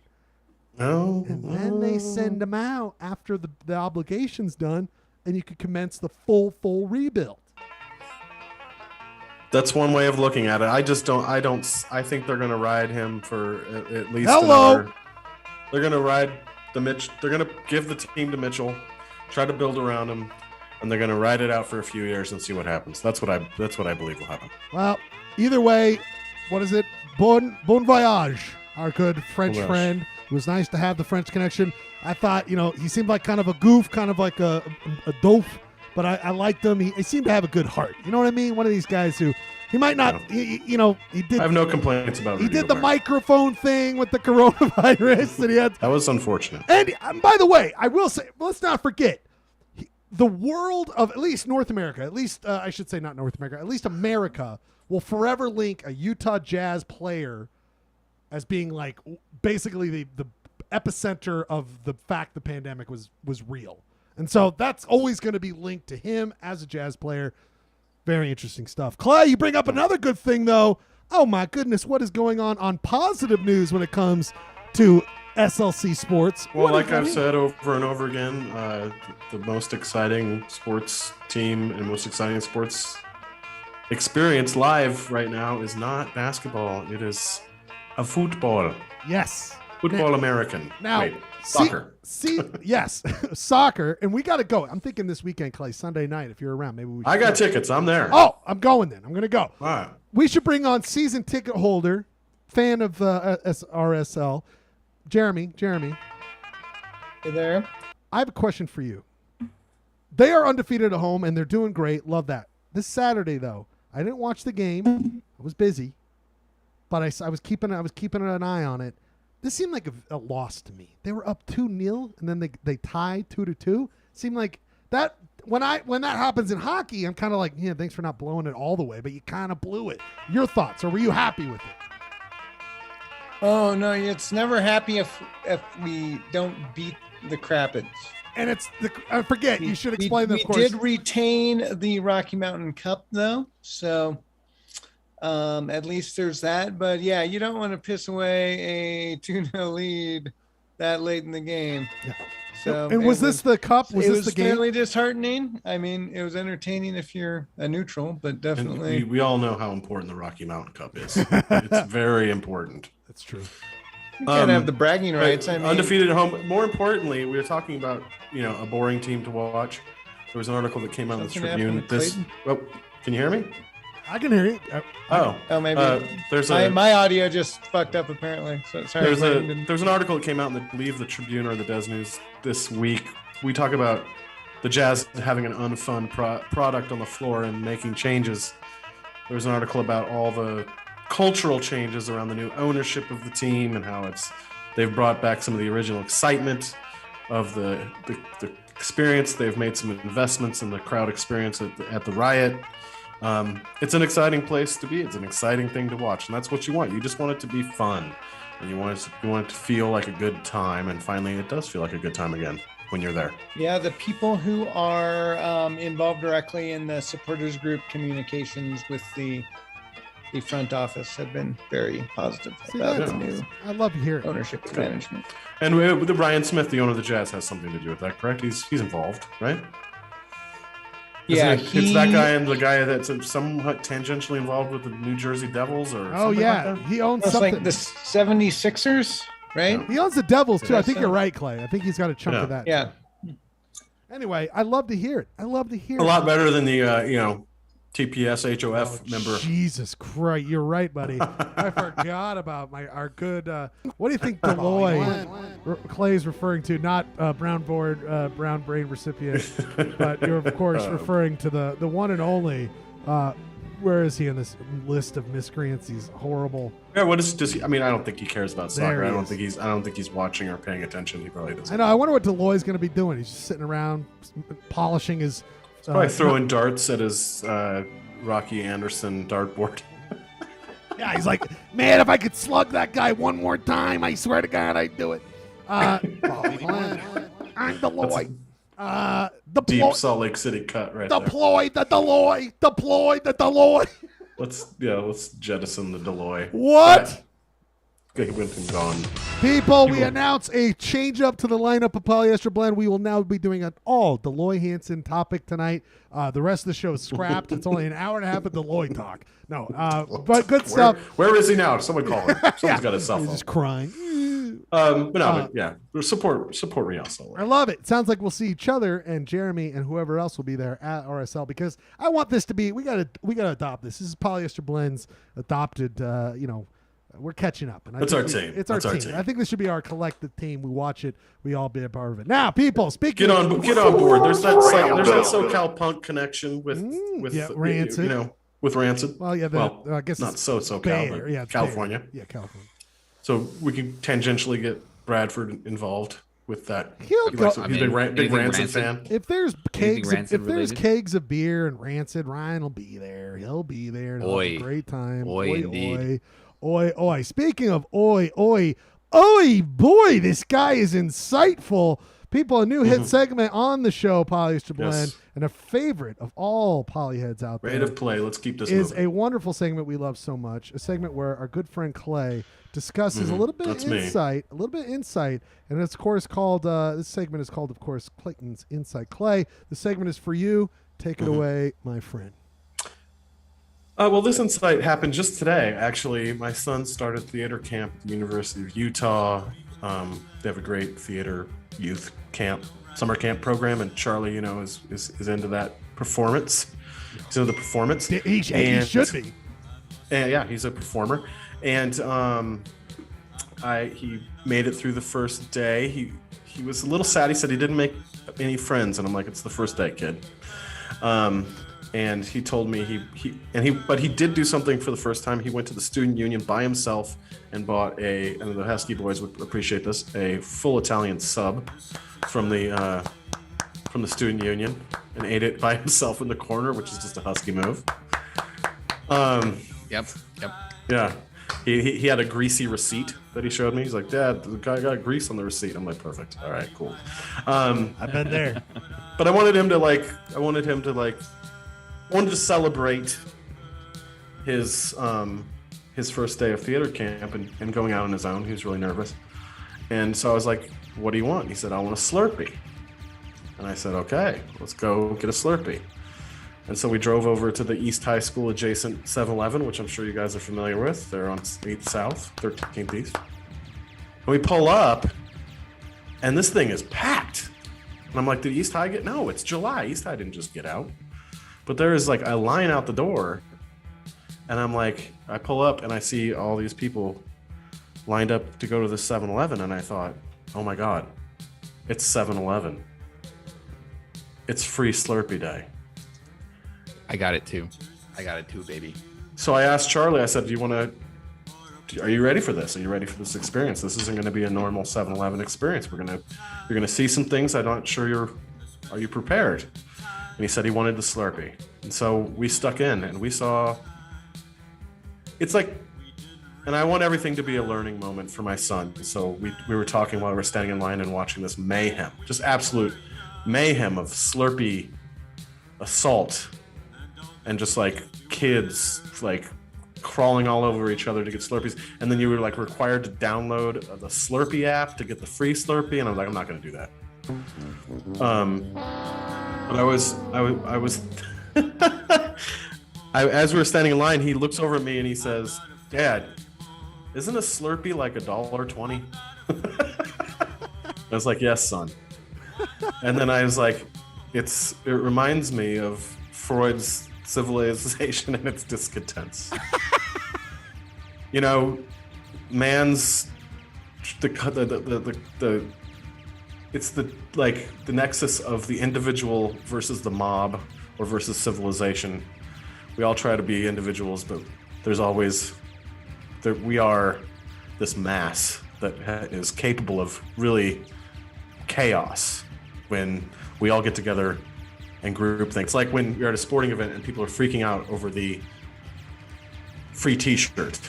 You know what I mean? No one gives a shit about a free t-shirt, but when everyone gives a shit about a free t-shirt, all of a sudden it's the most important thing in the world. So we watched, it was like a pack of hyenas and they all wanted the blue Slurpee, But anyway, I it was a teaching moment for my son. I said, yes, son, it is only $1.25, and that's why I'm going to pay for this Slurpee. We're not going to get the free Slurpee. We are individuals. We are not part of this mob. So I went up to the counter. Dad, couldn't we have just gone to Maverick and not had to wait? Easy. Sweaty, repulsive masses. Easy. We'd be enjoying ourselves. But is it a Slurpee? Right now. Is it a Slurpee, sir? No. So we got our Slurpee. He got a Fanta. I got the classic Coke, kids size Slurpee, and I went up to pay for it. And the lady next to me in line said, "No, you can't pay for it. you can't pay for the Slurpee. And I'm like, no, I'm civilization and its discontents. I'm the individual. I'm going to pay for the Slurpee. And she said, no. And she stuck her phone on the counter and she made the clerk scan her Slurpee app. And we walked out with 2 free Slurpees. People. I mean, what else do you want from You struggle for the individual and society just sucks you back in. whatever? They don't want you to be an individual. But they you want did to be the part right of the team. You did the thing I would do, and you got rewarded. I feel like the Best of both worlds. You got the best of both worlds because you would have done it no matter what. You did the right move. Teaching your kid a great example. I remember when I was a kid, like you bring up the free T-shirts. You go to sporting events, Sports Roundup just happened. You would see these people give a garbage about something they're just going to give to the DI. And which has like Zion's Bank emblazoned on it. And, yes. Clay. Yeah. This has been. By the way, the one cool thing is, I believe 7-Eleven. I believe it is. Yes, is also 7-Eleven's 90th birthday today. Hello. We thank you. Happy 90th. By the way, how old is Mel Brooks? Is he the exact same age as 7-Eleven? That's insane to me. Oh my God, Mel Brooks is older. Than 7-Eleven. God, Mel Brooks is almost 100 years old. Still kicking it, huh? Jesus Christ. We love you, Mel. Man, Mel Brooks is older than 7-Eleven. You learn something new on Polyester Blend. You'll learn a lot during. That's inside. That's your insight of the week. Hottest new segment in Polyester Blend, Clayton's Insight. Way to go, my friend. I love that segment. And next time we'll go to Maverick. By the way, now here's something, Ryan. Comics Corner is coming up before the music break. Don't worry. Or maybe we could. I don't know. Maybe we'll figure this out. Let's rate a play. We'll do it fast. But here, let me just say this. You brought up this is synergy on the show. This is synergy on the show. Clay, earlier before this is something I was going to talk about. Then we got distracted by catching up on the beginning of the show. But I wanted to bring this up. I had breaking news. I wanted to bring here. Breaking news. For those our friends out there, I don't have any real social media, so how would you know? I really basically have our little thread that we are on. But I, of course, took a detour, a little day drive this weekend, and I ended up checking out the wonderful, the only Papa Murphy's. No, we're going back into time of the show. Oh, there it is. I went to Wyoming Downs. Ryan, do you know Wyoming Downs at all? Are you familiar with it at all? No. So, outside of Evanston, Wyoming, the closest city to Salt Lake City, right across the Utah-Wyoming border, there just is north of town there, right? It's just about 10-minute drive outside of town. There is a full racehorse track, Ryan, where you can bet on the ponies, okay? You can bet on them ponies, and they only do it for a limited time of the year. It's basically June to August every year, every Saturday and Sunday. Ponies are out. About, I don't know how many races a day, like less than 10, maybe 10. Probably because it would be like certified animal torture if you did it in the winter time. It was 90-something degrees. I was thinking about it this weekend. I was like, anyway, I had to go. That looks like a fancy facility. It's a facility. Here it is. It is left. It's a time capsule, dude. But that was less people than were there this weekend. There were a lot of people. It was not unattended. Were people wailing on cigs? No, I was going to show you. Like, you could go outside, you just wail on cigs and bet on the ponies. They've got booze, they got food, they got all sorts of stuff. I was very interested in it. I didn't bet anything because you really should show up when it opens at 11 and at 1:30 p.m. Then you get this whole booklet, do the whole thing. So I'm going to make a day of it. I want to go up there. I think we should grab some polyheads. We should go up there. It'd be a real fun time. But the reason I bring this up, that I just had to go see it. Then we did a beautiful drive down through. We did Mirror Lake Highway. Nice. A nice drive, right? But the thing is this. This is the thing, Clay. This is the thing. I stopped because I like to at Maverick. That's where I like to stop. Okay, I like to stop. They got a nice Maverick there in Evanston. They've got a nice one, and then they got this kind of. Maybe, they got a that's the one on the north side of town. Yeah, and this one's not as great. Pretty busy, a little bit of rough. But Clay. This is old news. I think someone here will tell us it's old news. But, Clay, I was blown away. Speaking of Slurpees, not only is this the first Maverick I've been to that has a liquor store, but my God in heaven, this Maverick has – you can get boozy Slurpee drinks in the back of this Maverick. The first I've ever seen in the many travels I've gone to in my life. What It's a is Wyoming going thing. on here? I don't know why this guy might know something. I have no idea why. But can someone tell me, is there a loophole in the laws of Wyoming? What's going on? Jeremy? Yeah, it's allowed in Wyoming, and certain Mavericks have them. Adult Slurpees Adult are chillers? available. Yeah, adult chillers, and yeah, it's a thing in Wyoming. I learned that on my last kayaking trip. It's not just Maverick, although Maverick I'm sure has a superior product to the other places. But if you go to any convenience store in Wyoming, there's a chances are there is adult Slurpees available. Ryan, are you hearing this? Are you hearing this? Yeah, no, I'm amazed and shocked. By the way, like These are- in Utah, they so- got rid of Mike's Hard Lemonade because it was too like, oh wow, yeah, it's obviously appealing to the kids. I mean, like booze Slurpees. And the names are all fun. This is like something that should be in California, but it's not. Exactly. Although there are, you go to Kentucky, there's a lot of places that serve like bourbon kind of Slurpees like this, and they're always delicious. They got Frozag. They got Frozag. Oh yeah. I love it. I love it. I just was blown away, people. This was just an added thing that I was like, come on now. Is this real? I couldn't believe it. I was so happy. I've never been happier in my life. Did any of the horses die at the race? Let's just say I walked away with a lot of free glue. Okay, that's all I'm gonna say. Okay. No, my God. I think so. I think like many horses die every year at the Del Mar That's true. Fairgrounds. Oh, okay. It's like a horse death factory up there.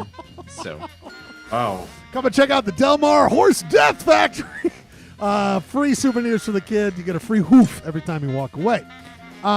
Anyway, blown away. Great stuff. Pick six dead hoofs. People, but you know what is never beating a dead horse? You know what's never beating a dead horse, Ryan?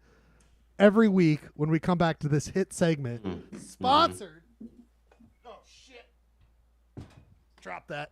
Sponsored by our good friends at Frank's Red Hot Sauce. Frank's Red Hot Sauce. Always great. Always Frank's Red Hot Wings division. We must always make that Tribe of Wings. Thank you for always pointing that distinction. It's an important distinction to make. Yes, It is a different because subset.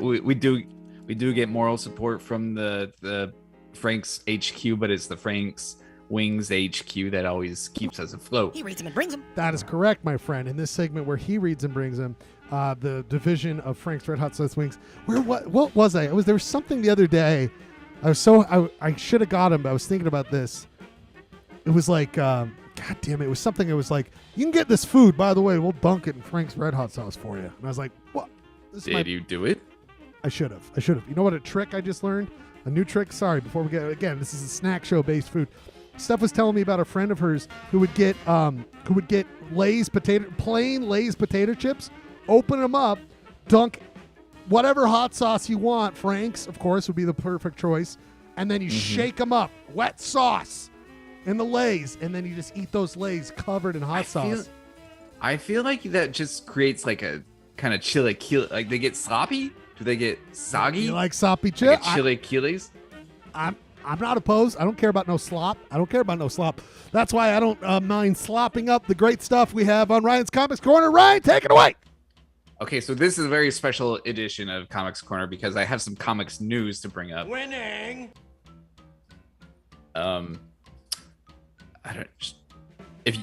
So Scott, our good friend slash enemy Scott Adams, author of Dilbert, that is always in constant rotation at every syndicated newspaper that you'll see.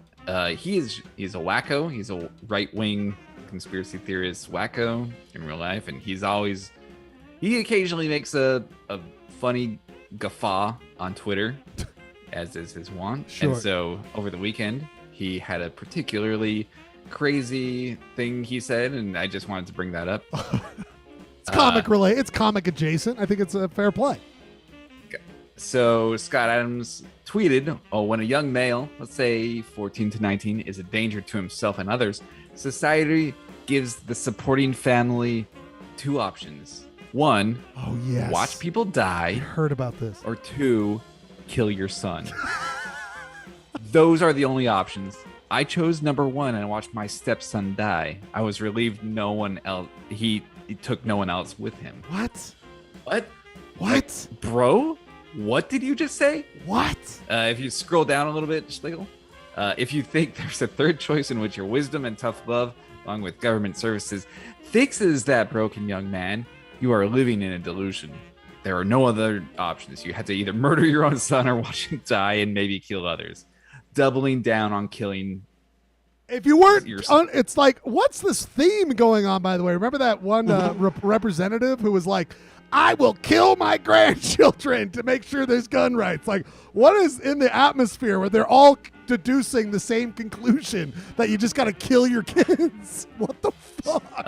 And then the final one, if one more person hallucinates to me about some program where teens are kidnapped and fixed and returned to their happy parents, I might explode.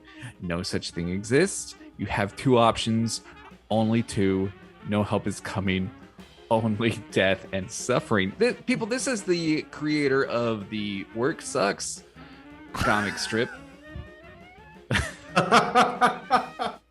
And honestly, these three tweets are funnier than anything he's ever done. Hello! Kill your kids! I don't know too much about the background. Through comments, I think that his stepson died of a fentanyl overdose. I heard about which he didn't kill him. He didn't kill him.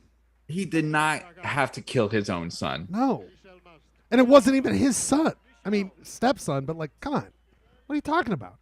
Dilbert, you're a dill boy. Your brain full of dill, pickled brain. I mean, also this. Anyway, this man is sick. He 9:47 a.m. That's a weird time. I was so upset that I almost wrote like an email to the San Diego Union Tribune, which runs his comic, and be like, "Why are you carrying this guy? Pull it. Why are you carrying this comic? Pull that shit." But then I figured that life is too short and I don't really care. But because you're too busy with your pain and suffering. That's right. I was too busy murdering son. Yeah, I had a kid. I had to kill. Wow, this is very extreme, Scott Adams. And if you scroll down, this was the first like image that came to my mind. This is Scott Adams' like guide to parenting. Gotta kill your son.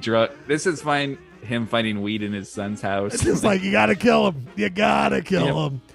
Wow, buddy. I mean, this is Sunday Funnies at its best. I mean, you're bringing it up here. Fantastic stuff. Absolutely funny. Jesus Christ, Scott Adams. Boom, motto, mayo. I'm not sure if the Salt Lake Tribune carries Dilbert. I don't know what. That's something we can bring up with Gurky when he's on. He must be responsible. He must be held responsible for their choices. Oh, Jesus Anyway. Christ. We can get to the real meat. Yeah, time for some Sunday Funnies. And it looks like on your screen right before you, everybody, I think I'm looking at a little bit of a... Wow, a three-paneler. That's right. It's a three-paneler. And a throw. This is our throwaway. Classic throwaway. Drabble. I don't think we've ever featured Drabble before, but this one kind of charmed me. I don't know what the story of Drabble is. I don't know who Kevin Fagan is. I was just scrolling through the comics today, and I like Son of Donald. So. I was gonna say it's. I'm not gonna do your Drabble work anymore. I'm like, you know what I'm talking about. It's Stanley Day. That's a good one. That's a good one. So you got this man coming in on the first panel. He's like, whew, what a day of work. Second panel, his dog comes up, wagging its tail. And then the last panel is like, after a hard day, it's nice to come home to a sympathetic dog. And the dog is saying, is there anyone you'd like me to bite? Cute. Ryan, question for you, Ryan. Yes. Is Drabble adult Charlie Brown? No, that might be. You see what I'm saying here? You see a little bit? You see a little connection there? I see a little. Ooh. I see a little something. I see a little something there. It's all I'm trying to point out here. So I'm feeling that a little bit. Okay. Is he a cop? Yeah, I don't know about you guys, but he might be a cop. I have no idea. But I do have a frequent fantasy. I mean, not frequent, but like whenever there's whenever I have a bad or difficult day, I imagine that like my cats had my back and they would scratch whoever caused me harm or sadness or whatever. So just to see that in comic form, it's validating. It makes total, like, I mean, is this what you want Rudy to do for you, Clay? Is this something that happens for you? Always. I mean, people, let's have those dogs do it. Speaking of throwaway, it's gone. People, bye-bye. Ceremoniously dismissed. Goodbye, Drabble. And drabble that. It's more like dribble than it is drabble. You know what I mean? A little bit of dribble.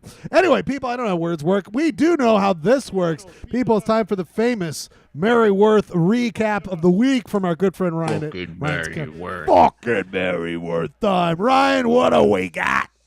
All right, we got Jared. We got the ongoing story of Jared and Jess, both Star Wars fans. Gross. She has been hurt, and he was the nurse, the RN, who treated her, and they developed a relationship.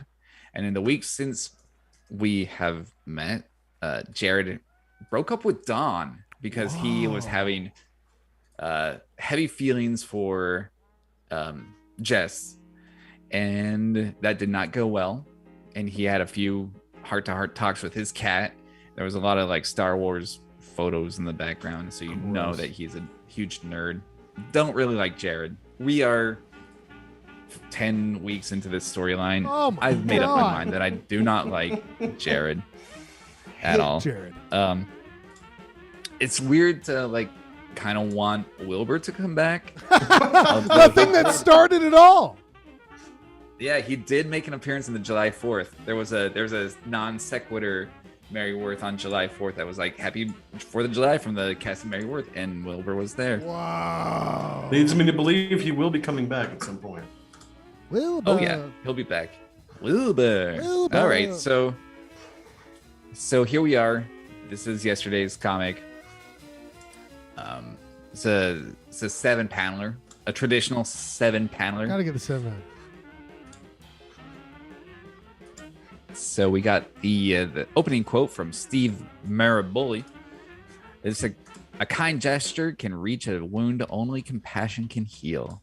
Okay, so I like to do this with it, like Steve. I like to see who, because I don't know, Maraboli. What? This guy's like life, the truth, being free. He's Is he like a Tom Robbins? Yeah, he's like a type. Like a self-help kind of thing going on here. Good Lord, no. Okay, go ahead. Don't like. All right. So the first panel. So Jared has broken up with Jess. He has gone to her house.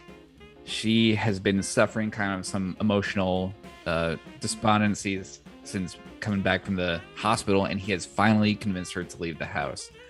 So that's where we are. Sometimes it helps to talk about difficult experiences. I know it helps me. That's what Jared says. So when Jared coaxes Jess to leave her house, she confides in him.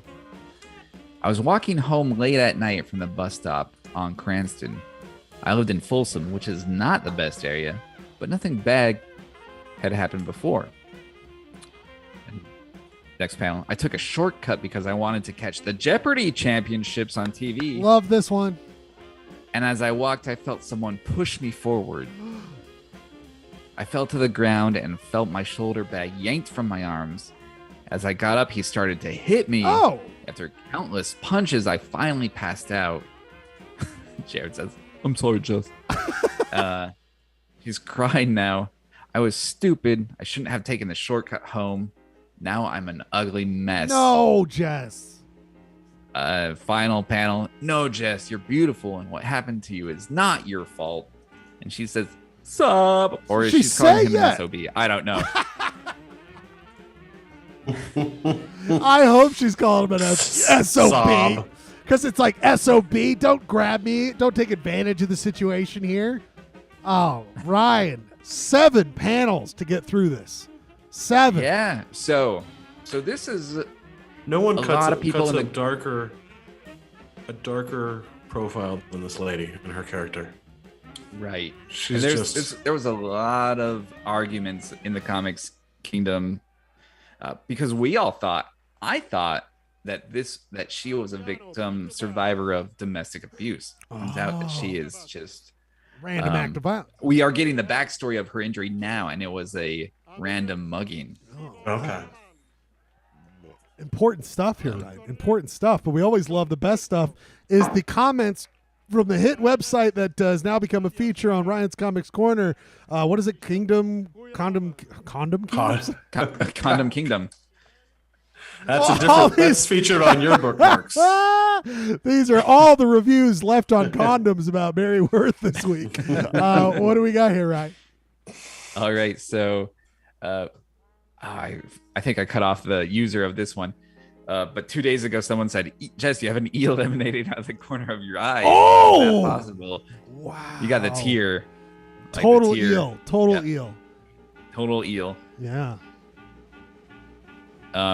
And then this is one that I think, Ryan, you'll partake. This is a thread. Okay. So Snickers 2 days ago says 7 p.m. is late at night. Jeopardy always airs at 7 or 6 p.m. depending on what time zone you live. Even if you were a primetime special, it wouldn't air later than 8 p.m. And then MMT3K responds, in addition to the 7:30 p.m. one, a second episode airs on the local station here, Central New York, on weekdays at 10 p.m. The guy calls it daytime Jeopardy, but I don't know which episodes are actually being run. And then Funkaholic responds, maybe she TiVo'd it. Let's all give Ms. Karen a break. And then Walter Hammond responds to Funkaholic, if she TiVo'd it, she wouldn't need to take a shortcut to rush home. Pay attention to the storyline. Oh my God. And then The Funkaholic's right. Karen Moy apparently doesn't, since the cause of the assault on Jez has morphed from an abusive boyfriend to a mugging. So there you have it. That's the type of detective work. Because I swear this was established as an abusive boyfriend. Yeah, I feel like you're right, Jeremy. I feel like there's at some point we discussed this. How many? I can't believe you said 10 weeks. There are plenty of people on the chats that say the only indication was that she said, and he started hitting me, which I think people assumed was someone she knew. I'm trying to look back at our old comics because I feel like we saw that at point. Like we're retracing our steps here. What? This is a cold look case. at this. I wish I could for better traces. I guess not. I just can't remember. Damn it. Well, we rely on the people of condom. Should have TiVo'd it. Should have TiVo'd it. TiVo'd. Like I TiVo all the stuff I look at when I check out Condoms Kingdom. Years of that. People. Wow, that was a rough one because it's one of those classic Mary Worths where it's like this could have been a 3-paneler, could have been a 2-paneler, and the quote sucks. Everything sucks about it. But the comics kingdom, like, there's usually some ones that are like, this is just a dark TiVo debate. And I love it. Time Jeopardy starts. I mean, for me, Clay, Ryan's right. This is dear to my heart because I was like, it's right. It always premieres before 7, but then they bring up a good point. It either replays or they have a different strain going on, at least on KJet, starting at 10 o'clock. So it's a good point. You know what goes well with daytime Jeopardy? What's that? Day drinking. Hello. So just get a keg. Don't drink it the night before and just wail on it. Egg of Firestone Walker 805. Was that driving you nuts, Jeremy? Were you like, no, that's not the right there. People, he reads them, he brings them. He reads them and brings them. Another great edition of the hit segment. Ryan's Comics Corner. What also is a hit edition is when we play some music, especially music that we've just discovered, and maybe you'll discover it as well here tonight. Ryan, I think we're going to go first with you this time. What do you got? And then we'll go to Clay's next pick. And by the way, Ryan, I love this band. I love this band. Oh, you did? Do you know? Have you? Yes, I heard them have songs before? from their last album, the 2020 album. Yeah, so this is a Chicago trio called Dead, D-E-H-D. Yep. And I don't know. I think probably the algorithm showed me this, or maybe I think I saw their performance on KEXP, and I was just like, this band rules. Yes. And yeah, That's all I have to say. So this has been one of my favorite discoveries of 2022, even though they have earlier albums. Yes, I love it. People can make music in their past and continue to make it, and we can enjoy it every single year it comes out. Ryan, your first pick. Then we go to Clay Dogs. He'll talk about it after the 2-song break. After that, Yes, sir. the big announcement, the big reveal for Ryan's. What was that? I have some breaking news. Oh, shit. Uh-oh. I just went away from it. Hold on, people. Hold on. Sorry, breaking news waits for no man.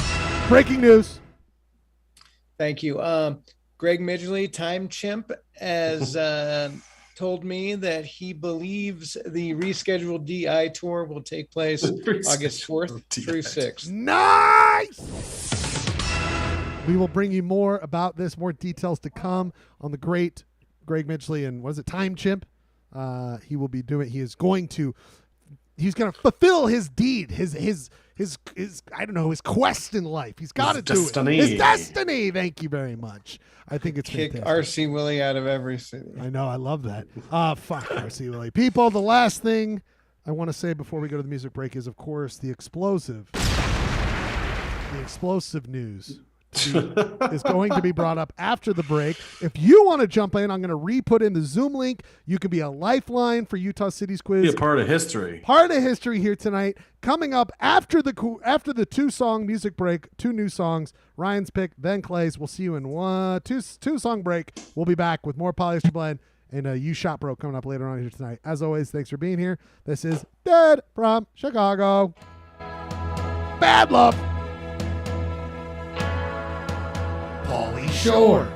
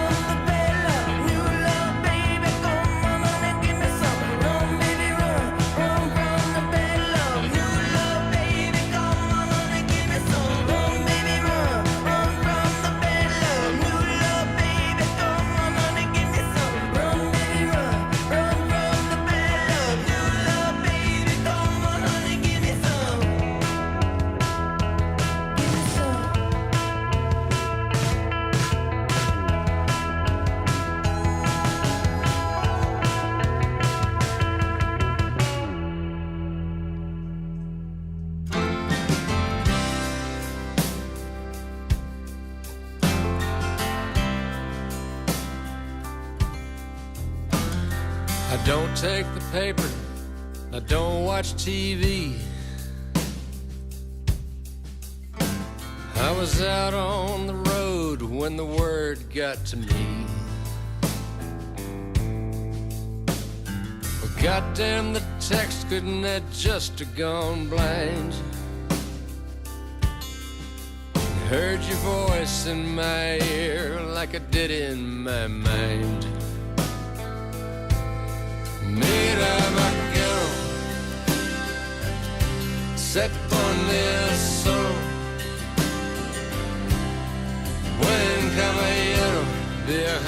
con Dios.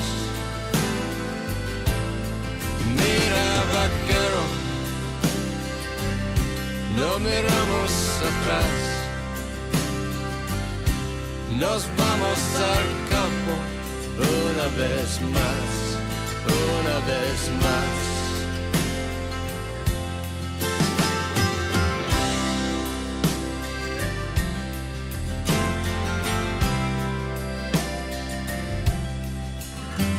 Your chaps are still dusty from late summer's drought. When the cedar turn rusty, it's time to go south. When your time is upon you, you don't always know. Brinca la vida, abuela nos dijo. Brinca la vida, we learned long ago. Mira, vaquero, se pone el sol. Buen caballero, viajando con Dios. Mira, vaquero, no miramos atrás. Nos vamos al campo una vez más, una vez más.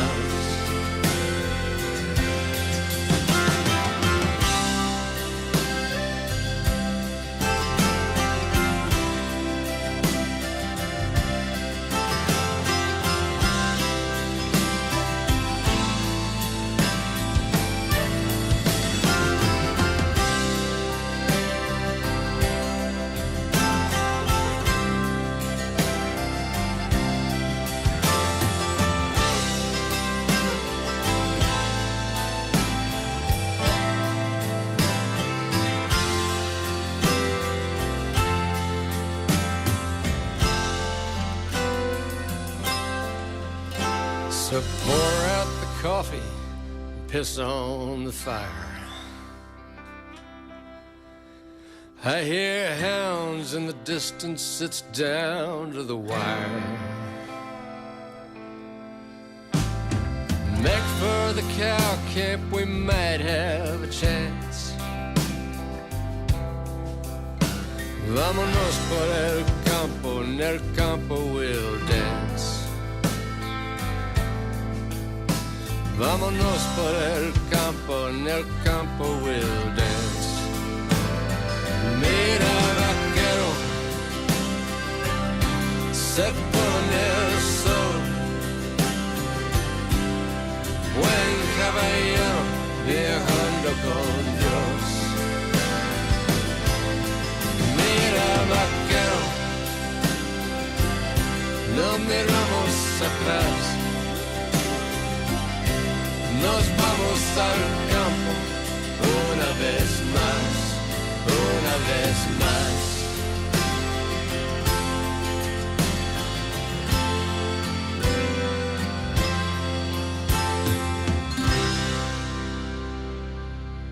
Está bien. Yeah. Yeah. Good Hey. stuff, Clay. What are we listening to? That was new music. That was from Nick Mercury's latest record. You know what I'm saying? James McMurtry, Yes, I do know. great James. American songwriter. I thought, it's obviously it's an ode to a fallen cowboy. I thought for sure that was written about his father, who died last year, Larry McMurtry, the famous author of Lonesome Dove. Oh, The book. And Heard the of it. famous, I've the heard one of a the couple. Most successful miniseries of all times. yeah. But I was reading up on it. I was like, oh, this is for sure about his dad, because it's about getting a call about someone who died. It's actually written about Bill Whitliff, a screenwriter who was the lead screenwriter on the Lonesome Dove series, who fought against the network, who wanted to make it like a love story, and he wanted to make it a real cowboy story. If you've ever seen that, if you haven't seen Lonesome Dove, anybody watching, it's definitely bingeable. Like, just watch it. It's a great series about a great book. But yeah, he like apparently went toe to toe with the networks and was like, no, this is a story about this is a Western epic, and we got to make it about this cattle. It's based on cattle rustling, and they moving a bunch of cattle from the southern border up to Montana, and then there's a big shootout. Anyway, it was a ode to him. And actually, James McMurtry was in Lonesome Dove as a kid. He plays a small part in his dad's miniseries. And I guess it was a formative part. I guess if your dad is an author and makes a kick-ass miniseries and you're in it, it's a formative part of your life. And this guy was kind of a hero who made it badass. So what you learn here on Polyester Blend? I mean, come on. Mm-hmm. I mean, look at this. Look at the work Clay's putting into this. He could have been like Ryan Bradford. I like this song, and just like walk away. He says he's quoted as saying that all the network wanted was close-ups of Angelica Houston, but he wanted cowboys and cattle and scenery. There you go. I mean, if I wanted to bring up the wiki of Dead, I could do that. Go ahead and work on about. I didn't pull that from Wiki, asshole. He did the work. He called up from earlier. from some other site. Accessible. I thought I read an article like that on powellheads.com. I thought I saw that. That's where I thought I. I'm waiting for the ode to the fallen yacht. That's right. Exactly. Knockers, we barely knew ye. Knockers, donde está en la lake bed. I don't know. There's something poetic about a multi-million-dollar yacht going down in a lake that's going down. Right. Oh, it's a really symbolic of the whole thing if you think about it, Clay. You're very insightful. It never stops. Edward Abbey is just like in his grave, just pumping his fist like, yes. I get all my songs. All my new music is all from Houseboat.com or Houseboat Magazine. The Houseboat algorithm. Yeah, it all comes to me. Like the streaming service that only plays on houseboats. That's all I do. It's all I like. People, speaking of all I do, all I like is doing the show with all of you here and all of those watching. And it's time for one of my favorite parts of that. And time for a big announcement here, people. People, it's time to go to a hit segment with its own song written every week. It's like the Seinfeld bass line. It's not the same. It's not the same bass line every time. It's different. He did it for every individual show. And we do the theme song to this segment for each individual show because it's that amazing. And each place deserves it on our long line of doing this, a thing called Utah City's Quiz is a game of drink, climb, and run. Utah City's Quiz is a game about knowledge of the streets, roads, and people. Some random facts, others real. It's a crazy goddamn game, people. It's time for the hit segment, Utah City's Quiz. Utah City's Quiz. But, people, it's time for the explosive news. Oh, boy. Time for the explosive news. The breaking news. Nobody knows but Ryan on this. This is explosive for every member of the It's all PBL explosive. crew. It's all explosive. Now, Ryan and Clayton, last week, what did we do? What was the city we did? Last week we didn't do anything. 2 weeks ago. Thank you, Clay. Explosive news. We didn't have a quiz last week. I don't remember. Ryan, do you remember? Probably Santa Clara, I think. Does anyone here? Producer Rob. Producer Rob's here. I feel like it was somewhere. Was it Camas? Producer Rob's here. Producer Rob, sorry, real quick. I just got to check. First of all, Rob, how are those dishes coming along? The dishes are coming along fine. Good. It's going a little slower than I'd like, mostly because there's so many dishes. For 2 weeks. I'm sorry. I'm so sorry. That's We unfair. also got the vid, just like all of us, you know. But, Sam, and you got the vid. Doesn't help at all. We're glad that you're feeling better, Producer Rob. Now, Producer Rob, do you remember the city from 2 weeks ago? Because he takes a huge whaling sip of Absolutely not. All right. Jeremy, Gerke, you're here. Anyone remember? You know what? It's okay. No. You know what? No one remembers. It was Boulder. It was Boulder, Utah is what we did. Okay. 2 weeks That's ago. right. Boulder, Now Utah. that you say it, I remember. And here is a clip of that here's a clip from the Boulder quiz. Cities quiz. We did Utah County's quiz. We now move on to Utah. This is number four of 160. Actually, I have got some information for you boys. Where we thought it was 306. Wait a minute. That's not me. I haven't worn that banana shirt in ages. It is you. It is you. I mean, that wasn't last week. Wait a minute. This is the Boulder quiz that we did on March 22nd, 2021. Where am I? You're in Texas or something, I think. Yeah. I think this is when I was coming live from Zion National Park. Oh, yeah, Zion National Park. And Ryan is in the Schledio. This is a Tribe of Conditions. People, the breaking news. You did the same city twice. There it is. That is right, my friends. When I went to make the graphics like I always make for Polyester Blend, I went to put a Clayton purple dot over Boulder, and I was like, but why is there already a purple dot there? Clay, you know what this means? You have been a part of and won 2 separate Boulder City quizzes. Damn. And guess what? You always say I'm cheating, which I usually am trying to. I'm going to do this for you, buddy, because I care about you so damn much, okay? I'm giving you, because you won the same city twice, I'm giving you an extra +1.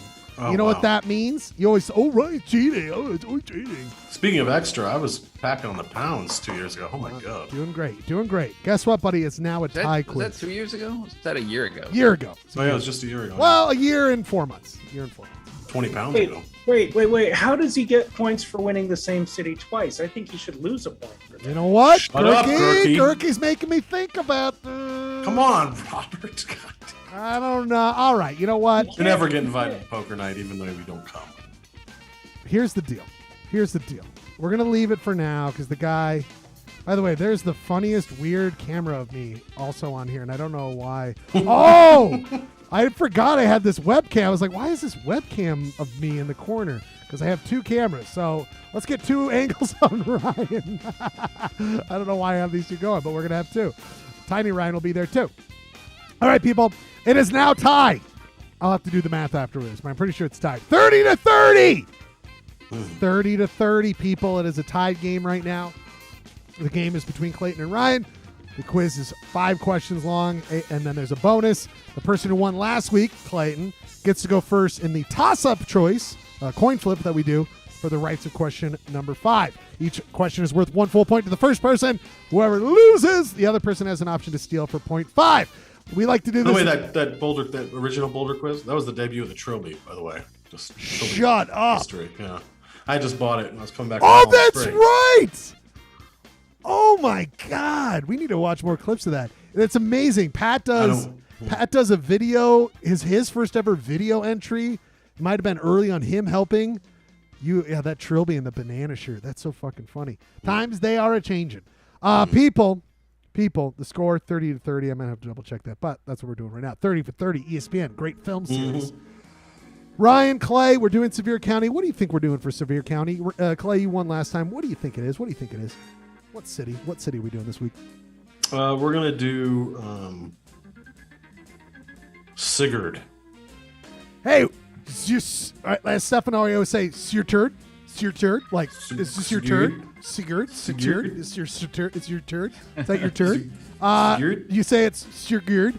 Ryan, what city in Sevier County do you think it is? Manti? Just kidding. That's I don't know. Santa Clara.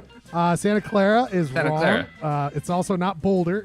It would have been amazing if I was like, scrap it. We're doing another Boulder.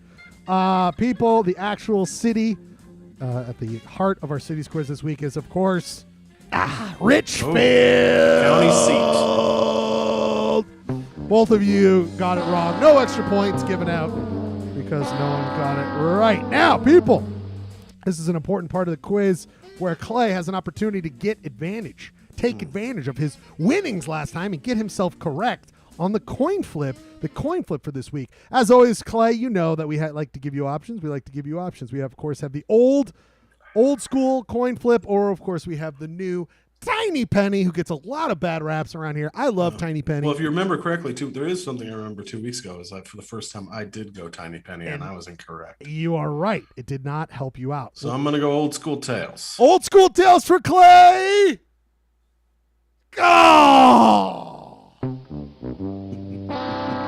No alliances anymore. No alliances. If you would have trusted. My whole system is out of whack right now. Achievement unlocked. Oh, baby steps. Baby steps. You would have gotten it if you would have gone for Tiny Penny. Got to respect the Menu. Tiny. No menu. No menu right now. Click to flip. People, it is, of course, time to do the Richfield quiz. Clayton will go first, but we like to do a little bit of oeuvre. By the way, this is the photo of the Richfield on Wikipedia. Not the greatest, not the hottest, but here's a little oeuvre. Look like the center of cultural excitement and But- architectural genius. Clay, you know what's a great way is to get a driving through the city video. And guess That's an what? oeuvre. That's an oeuvre. But also, how about a comparison to what Richfield looked like in 1995? That's right. This guy, radio photographer, has put together this amazing little clip of the one and only Richfield from 1995 and from 2019. He explains how he liked to take a video for his mom and then send it back to her, but now he doesn't have to do that because he's got Thor's cams and he can talk to him. But here is what that footage looks like, giving you a side-by-side comparison of what it looked like. This music, hot! Speaking of Seinfeld baseline, I don't know. Kind of looks the same to me. It looks a little bit of the same. I don't know, Ryan. You know, you can feel a difference here. It looks about nothing much has changed. I guess there's a hospital now. That's a big sign. Things are looking up for the fine people. A little bit more trees, a little bit of oeuvre there. This next one is from I am so happy to stumble upon this. This is why I love doing this. This is Edward Nielsen's YouTube channel. He calls himself the Wannabe News Station. I mean, KTRD. Hello. Any relation to producer Rob? I mean, there could be. I think it spells it wrong. Might be pronouncing it wrong. But this is just entitled Richfield, Utah History. Let us watch a clip. This is from 2022, March 2020. Hey, welcome back, guys, to the Wannabe News Station. Here we're live here in Richfield, Utah. Here at the Frontier Village. Well, was the Frontier Village, but it's not Frontier Village no more. Word on the street that they went out of business. Well, we're in this pandemic type deal. Got this thing called Nobody Wants to Work. Hello. Nobody needs to work, I guess. They can afford to stay at home and do nothing, I guess. But Polyester Blend, too.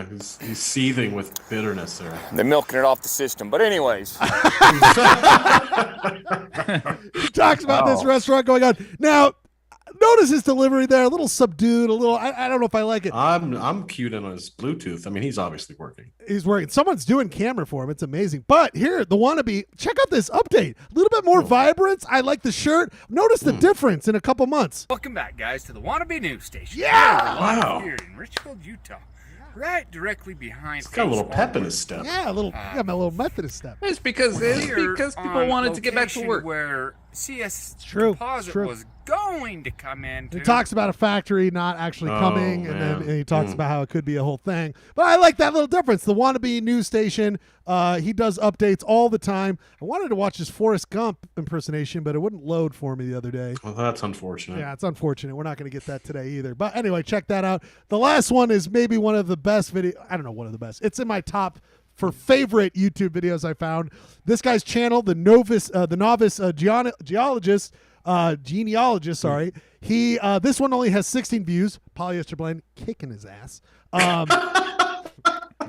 One of his videos, I was lucky enough to be the first ever viewer, so he didn't even watch his own video. I did. But this is a gem. Hey everybody, I'm fulfilling my dreams. I'm actually First of all, did you hear what he just said? Did you hear what he just said? Yep. Okay everybody, I'm fulfilling my dreams. I'm Oh my actually in God. Tahoe tonight in the Walmart parking lot in Richfield, Utah, because every room in Richfield and 50-mile radius is full because of a volleyball tournament. So let me just give you a look at what the car looks like. I got a blow-up mattress and a comforter. Oh my It's God. actually quite dry and comfortable. It's nice and warm. Talk to you soon. This is what Ryan Bradford looked at like after the 4th of July. Yeah, seriously. Sleeping in a towel. Seriously, that was me. But have you ever seen a movie where somebody is slowly melting, or this could be the or maybe alien resurrection, like with all the sick. bad clothes? Dude, check this out. This next shot. This is the best. Nice and warm. It's not done. We're not done with the video. Oh, God. Hey everyone, Bob Steven, the novice genealogist here. It's We know. 5 minutes to 6 a.m. in Richfield, Utah, and I need a little bit of break from the family and the construction at home, and so I'm sitting here in the Walmart parking lot, and you see my hair's all bad. I slept. I hate my family so much. I'm gonna spend the night in the Walmart parking. And also, he realizes you don't have to post this. If he's like, "Oh, my hair's nuts," pause it, comb your hair, and come back to it. But no, keeps going. I slept the night in the parking lot. Asked if it was okay. They said fine. He asked. I just want to show you a little setup. He loves this setup. He loves it. Oh yeah. There's if you didn't believe him that he's in a Walmart parking lot, he is. And here is my Tahoe, my trusty old 2006 Tahoe. And for less than $100, I bought a sleeping bag, a comforter, and an air mattress. I'm gonna sleep in my car tonight. And Living a dream. He's living the dream. By the way, this part. And I'm going to be heading over to the Elsinore Cemetery here in just a little bit. Look at his emoji pillow. Wow. He calls it a name. It's like an air mattress. He gives the emoji pillow a name. Spent the night, and you can see there's Gene. Gene. Oh, God, That's no. Gene. Oh man. I might have to write about this guy. This is amazing. And then you can watch the rest of it. That's he's got a couple more videos. Here's the one that I'm the only viewer on. And it's so good. There he is, combed his hair. Bob Steven, the novice genealogist here. Again, we're in the Bountiful. He's got water. He's got so many watermarks going on here. Memorial Park Cemetery in Bountiful, Utah, with my Aunt Linda, whom we described in the last. I also have an Aunt Linda, but my favorite part is this. It pans down.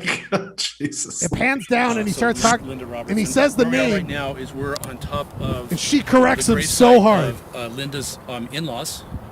She married Mark Roberts, and this is Mark's parents, Riet and Marcia Thomas. Reet. Reet. It's Reet. It's Reet.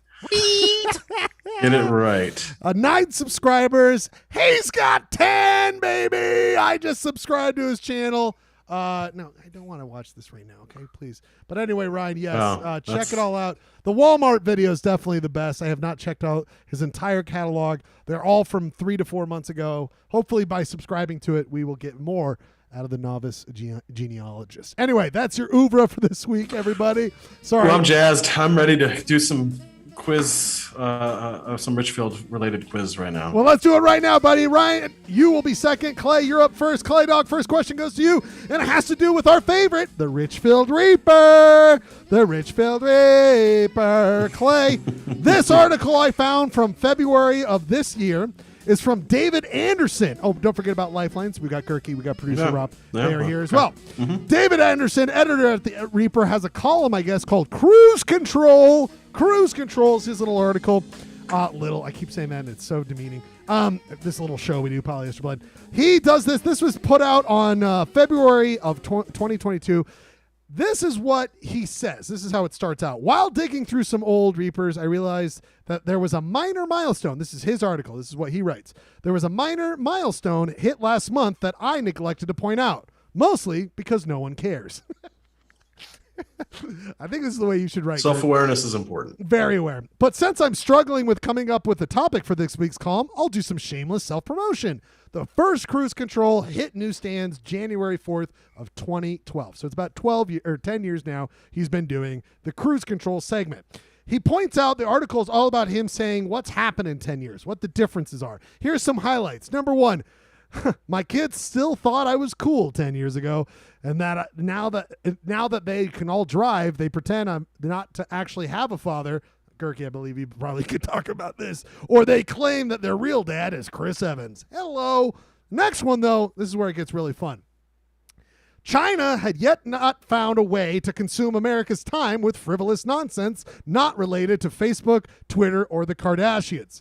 However, TikTok was launched, and the cultural collapse caused by social media use was able to continue at an accelerated rate.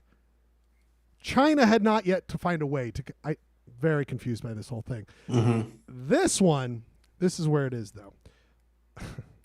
His next one. Making jokes about deleted content, and deleted content was still acceptable. Now, thanks to Me Too, cancel culture, and the efforts of the Nabisco Corporation, we can no longer make fun of those things. Why? Is there something about Nabisco I don't know what's going on there? I can no longer make fun of those things. However, at least we can still tease all of those delete content. What a bunch of dolts. D-O-L-T-S.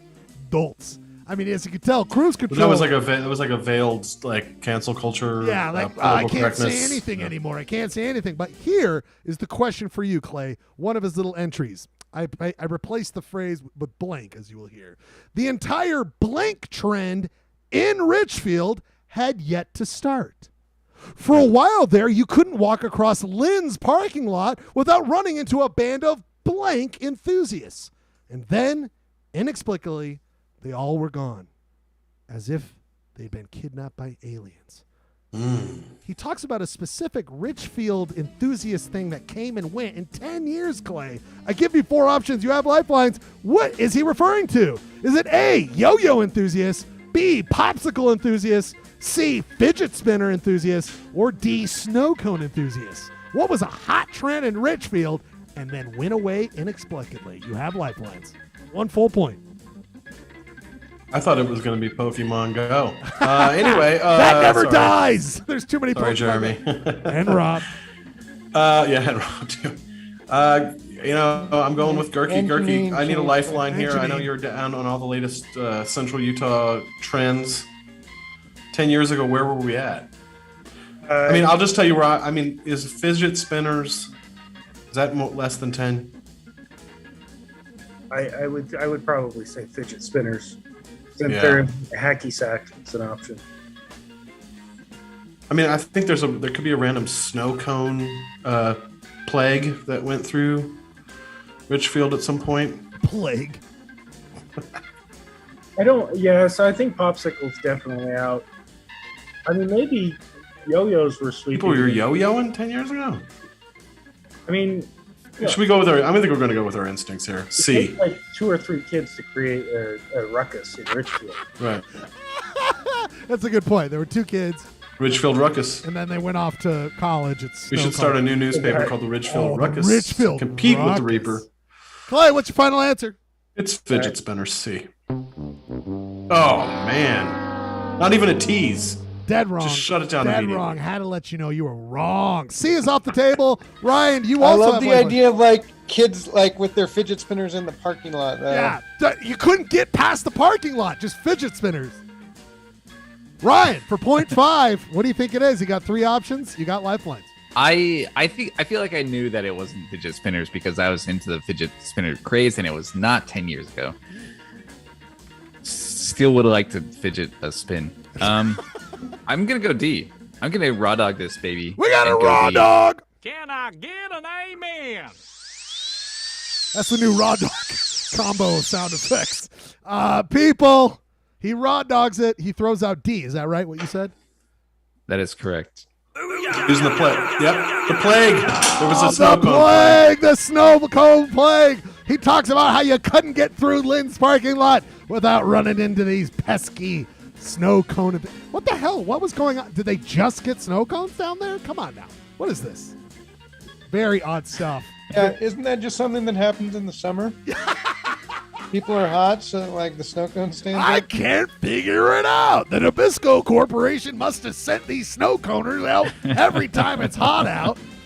The Nabisco. What is he talking about? All right, people, the next one. Ryan, guess what? We stick with the Richfield Reaper because it's so rich. We reap the benefits. Hello? Right. Love it.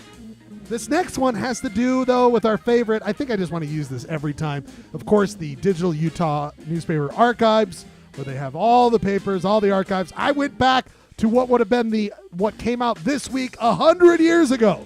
This would have been July 13th, 1922, Ryan, okay? And there's all sorts of fun stuff. They talk about that the county's valued at $12 million. It actually seemed like a lot. They're talking about how there's now a carnival instead of a fair. They talk about there's a big outing for fathers and sons at Fish Lake near Pando. All these things are happening. They're talking about a park being done. But Ryan, I zoned in on one particular thing. They were talking about how over the 4th of July, there was such an amazing activity. There was such an amazing baseball game. A baseball game that was riveting to the entire community, that they wrote an article about it under the second page under the editorial. And basically they go on to say, like, it was such a fun game. Everyone is having so much fun. Give us a professional baseball team. Like, they're just like pleading with someone to give Richfield its own professional baseball team in 1922. Ryan, my question for you, this game was between two groups. I'll give you 4 options. Which was the real 2 groups that played each other? You will see the options right now. For a full 1 point, you have lifelines. Was it A, a game between single men and married men? Was it B, a game between Mormons and minors? Was it C, a game between Sevier County and Millard County? Or was it a game between the police and county inmates? Which was the game of baseball played 100 years ago this week in Richfield? You have lifelines.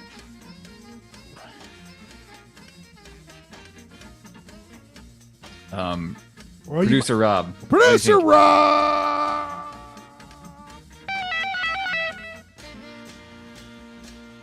I'm not sure that I don't know that I have a great answer here. What do you think of police and versus inmates? I mean, it feels just as good as the others. I feel like Schlegel did a really good job. Thanks, buddy. Thanks, pal. Yeah. Coming up with the bullshit answers here. The fuck the county one. Mormons versus minors. Nah, it doesn't seem right. I think police versus county is a great choice. All right. Let's do it. D. Big D. 1 full point, giving you a really good start to the quiz. You would have 1.5, really showing that Clay needs to calm down with him getting bouldered twice, and he didn't even realize it. Clayton needs to calm down where he thinks he's got a great big brain. Clay needs to calm down with always talking about his fedora for over a year and a half now. But Ryan will not be able to say that right now. You continue on with 0.5, where Clayton can tie you right now. He has lifelines. What do you think, Clay? D is off the table. Repeat the question one more time for me. What was the game, the baseball game 100 years ago that was so riveting to the people of Richfield that this guy wrote, we should have our own professional baseball game or team here? So, what was the game played, just a one-off game in Richfield 100 years ago? I'm going to ride the Gurkey train as far as it'll take me into complete oblivion. Gurkey Lifeline! This was a good choice because I just finished watching Ken Burns baseball for the first time. This is 5 hours just on this, right? They spent a whole inning on this one. No, I want it to be Mormons versus minors, so that's what I'm going with. I just don't think they could put 9 inmates on the field. They'd all run away. It was already chosen, so you don't have to worry about it. And I mean, the single men versus married men is a pretty good one, but I want it to be Mormons versus minors.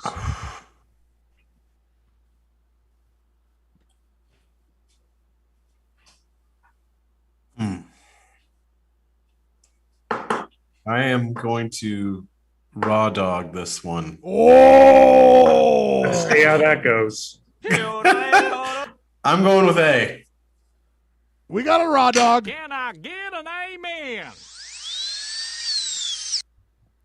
The article, or at least the little article, is entitled "Play Ball," and its first sentence starts as follows: a team made up of single men cross bats with married men's team in a lively game played on the 4th of July.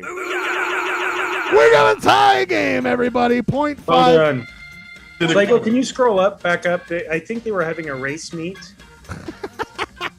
Really? And I'm not sure. I want to know more about that. I know there was a race over here. Is that what you're talking about? Yeah, City will hold race meet. Race in September.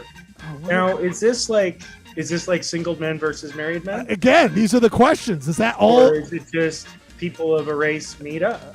These are the questions that we must get to the bottom of, and you can get to the bottom of it like everyone should by checking out, of course, the wonderful University of Utah website, Utah Digital Newspaper Archive, which I want to use all the time because it's too goddamn good. Real quick, I did a quick search about Nabisco and politically correct.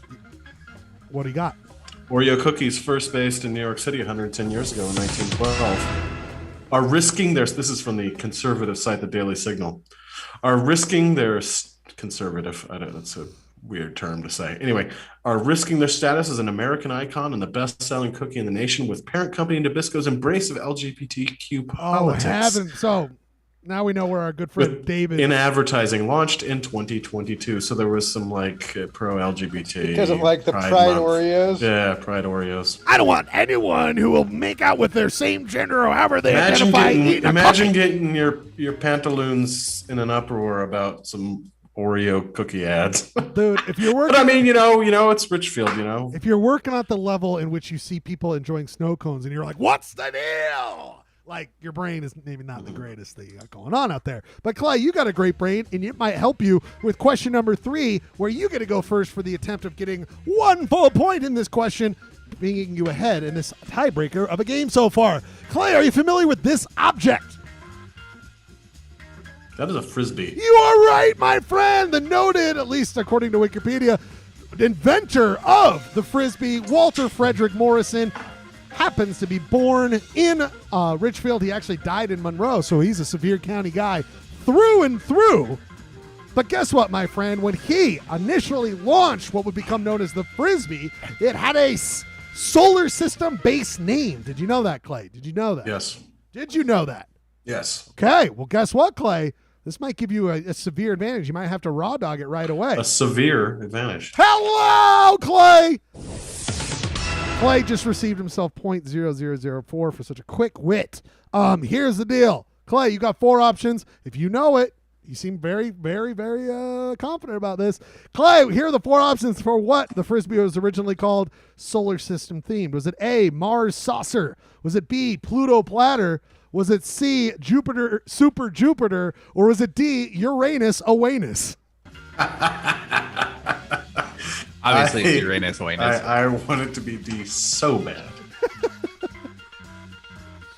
I think I know the answer to this, but I'm just looking for. I'm gonna go with Gurky every time, even though I'm not gonna listen to it. Lifeline called. Don't do it, man. I think it's probably. I want to say the Mars saucer, but I think it's the Pluto platter. But wait. What year? What was the year? Oh, I do not have the year. Let me see if I can find out the year for you. Well, it looks. Now that I think about it, Pluto wasn't really discovered until the 50s. I'm looking. It says the 50s. It says the 50s. I think Mars saucer is the way to go. Mars Raw saucer. dog this. Can I get an amen? I'm Pluto plattering this one. Oof, Gurky. The life you live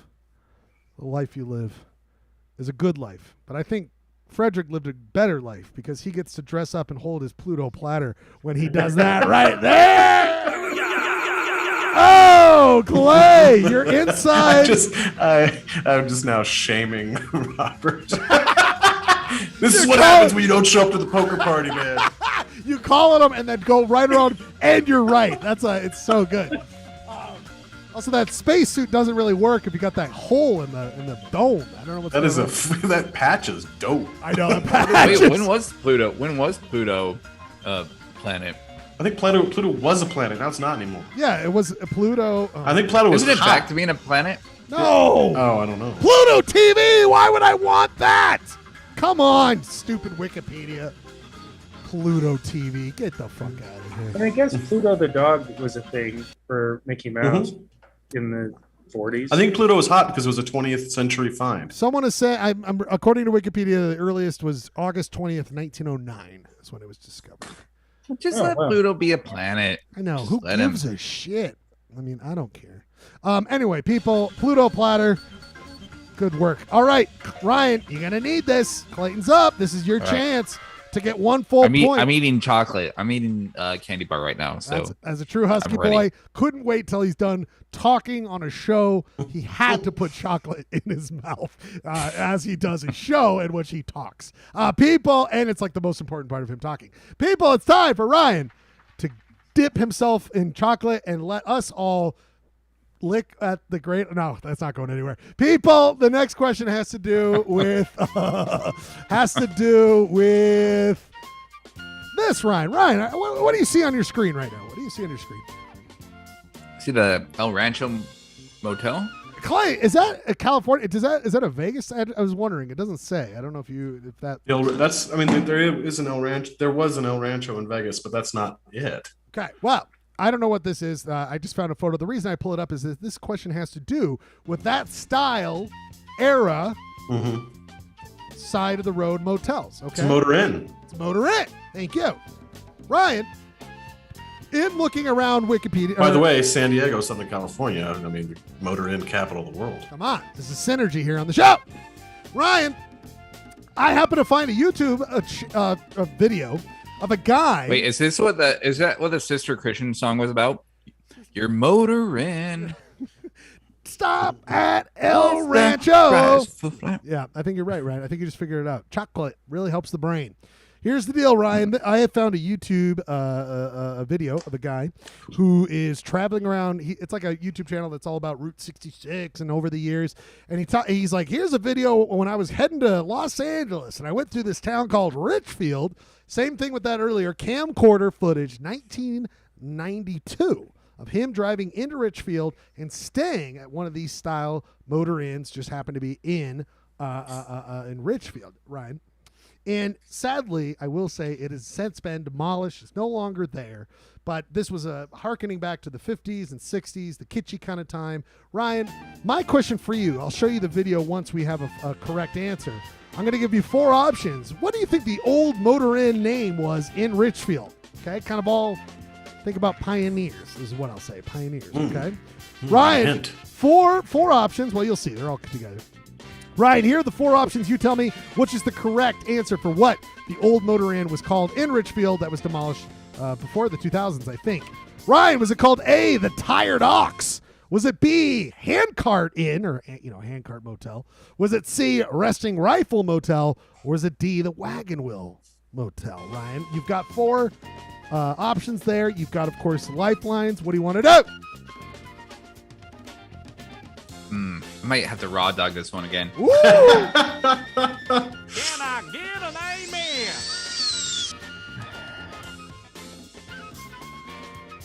Well, actually, I want to maybe do A, Tired Ox.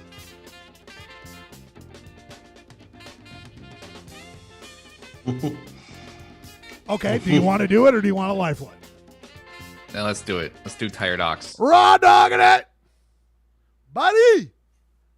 The coca bean is also known to be a place to get cocaine, which wakes you up. And I think you need to wake up when you pick something that's called the Tired Ox, because it's frankly, I'm tired of hearing the wrong answer.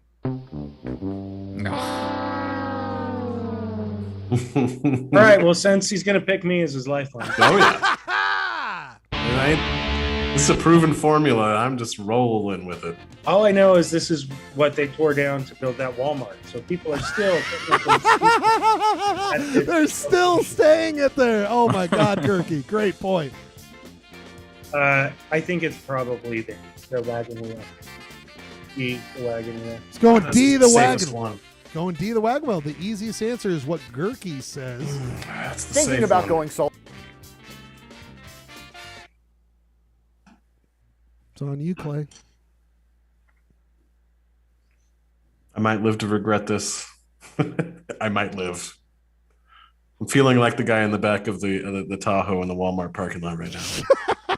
Oh, my hair's crazy. I'm going to raw dog it. Resting Rifle, C. Resting Rifle! It's a proven formula. I'm Clayton. I'm going to pick Gurky. He's going to say something. I'm going to disregard that shit, and I'm going to be right. Is it going to work? I sure hope I am right. This will be great. Just for pure comedy. What were you going to go with, Gurky? I forgot. He said wagon wheel. Wagon wheel. The easy one. Wagon wheel! I'll never forsake you again. This Actually, I Can't probably be will. wrong every time. This is amazing. He does like a tour of it, and you can hear the TV on in the background. But it's like Heavy Machine Gun. That's his buddy. Look at this old, oh man, it's gone these times. Look at that TV up on the thing like that. Come on now. This is all my favorite stuff. It's a different age, people. It's a different age. God, I love it so much. Just like I love Utah City's quiz when it's not completely a runaway. And guess what? Because Is it 1.5 to 0? it is 1.5 to 0.5. It is not a runaway yet. In fact, this next one is this is a little bit of a switch up, Ryan, you got to go first here. In Utah City's quiz toss up, or the coin flip one, and Clayton got it wrong, so you got to go first. Here's how we're going to do it, though. It's a little bit different this time. Pay attention. We're doing a closest to the hole. So you have to guess out of the options here and closest to the hole. It is worth 1 full point for both of you. But here's the deal. Ryan, you get 2 choices. Clayton only gets 1 because he lost the coin flip. Ryan, my question for you has to do with population. We know that Richfield, Clayton brought it up earlier, Richfield is the county seat of Sevier County. There are 29 county seats. Ryan, you get to pick 2 after listening to... No, you got to pick 2, and Clayton gets to pick after. Ryan, my question is this. There are 29 county seats. We know that Richfield has a population of 7,813. Out of the 29 county seats, Ryan, you get 2 choices. So pick 2 numbers between 1 and 29. Where does Richfield rank? So number 1 would be, giving it away, Salt Lake. And then the bottom one, 29. So where does 7,000... Junction, right? I'm not going to say anything, but I mean, That's come up in a prior quiz. It's true. That is true. So Ryan, pick 2 numbers between 1 and 29 where you think that Richfield. So remember, it's close to the hole, so you have 2 opportunities here for 1 full point. Yeah. You wrote yours down? I did. Nice. Clay, did you write yours down? You want to hear? I mean, you could hear his, Clay. I'll let you hear him. I'll let you hear it. Actually, you know what? Strike No, down. I'll write down. Ryan, Ryan Schlegel, you lose a point because you said that he could listen, but no, he's going to write it down. Can't do that. And if you guys tie, it's you both get 0.5. Okay, I wrote it down. Ryan, what do you got? Don't get to the lifeline. I want to be Clayton's lifeline. Okay, you can be I picked 23 and 27. 23, 27. Okay. Robert's left. I picked 8, actually. 8. The correct 8. Shit gets small quick, man. Okay, so you got. Well, Solid, Utah, Davis. What would you say, Girk? What would you say? I would probably say 26. Or no, I'm sorry, 24. And Ryan said, anyone else? Rob, you want to guess? Yeah. I went on the basis that you wouldn't say the population of the lowest. Rob, do you have any guesses? Jeremy? No guess. Okay, no guess. I'm going to say 4th. Ooh, 4th. Oh, shit. Ooh. The correct I mean, there's like 5 urban counties, and then we get small. Guess what? My friend has a big old brain because he gets 2 options. And what does he need? None of them. Because he has a big brain, but he's not good at guessing. Clayton, on the other hand, only had 1 guess, and he was the correct answer. 12th, everybody. 12th. Clay said it. Said it. It gets small fast. Clay. Very impressive. It's not a runaway, even though it kind of should be. The final point is worth 2.25. Okay. Who is it now? It is 2.5 to 0.5. But it is not a runaway. It is. We make it worth like 0.49 just to, no, that's all right. The last question. Let's do it. Get something to write down like you guys are already doing. The last one is a Price is Right. Price is Right. Gentlemen, both of you, I don't know your past. I don't know your lives. I don't judge anyone. At some point in everyone's lives, you might have to jump on this. I have never experienced this, but I'm surprised I never did. In Utah, we're not really, I don't feel like there's a lot of this, but I don't know. I think Rob has done this. People, what is in front of you right now? It's a big bus. It's a Greyhound bus. That is correct, Clay. That is correct. Das Bus. It's Das Bus. It is a German bus company. Octobussy. All right, calm down. Easy. Here's the deal, people. This has to do with Greyhound buses. I saw on the Wikipedia page, it was like, Greyhound has 2 destinations only from Richfield, Las Vegas and Denver. And I was like, oh, and I was going to think about a quiz about that. But then I went to the actual website for Greyhound, and I looked at it, and they actually offer, now you probably have to go through one of these cities, but they actually offer a wide range of one-way tickets out of Richfield. And I happened to look up the most expensive for what was listed on the website, the most expensive ticket, a one-way ticket from Greyhound to go to a city, and they offer a direct one-way ticket from Richfield to Atlanta, Georgia. You can go to Atlanta, Georgia from Richfield. Sounds like a discount trip. Harry Hastings. No, it's a whole other thing. Now, people.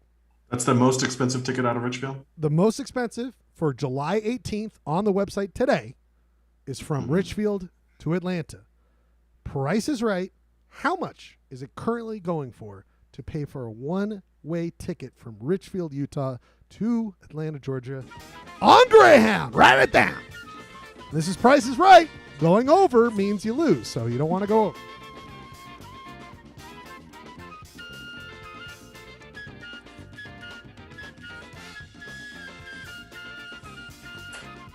Okay. All right, Clay, you came into this ahead. Ryan, do you got an answer?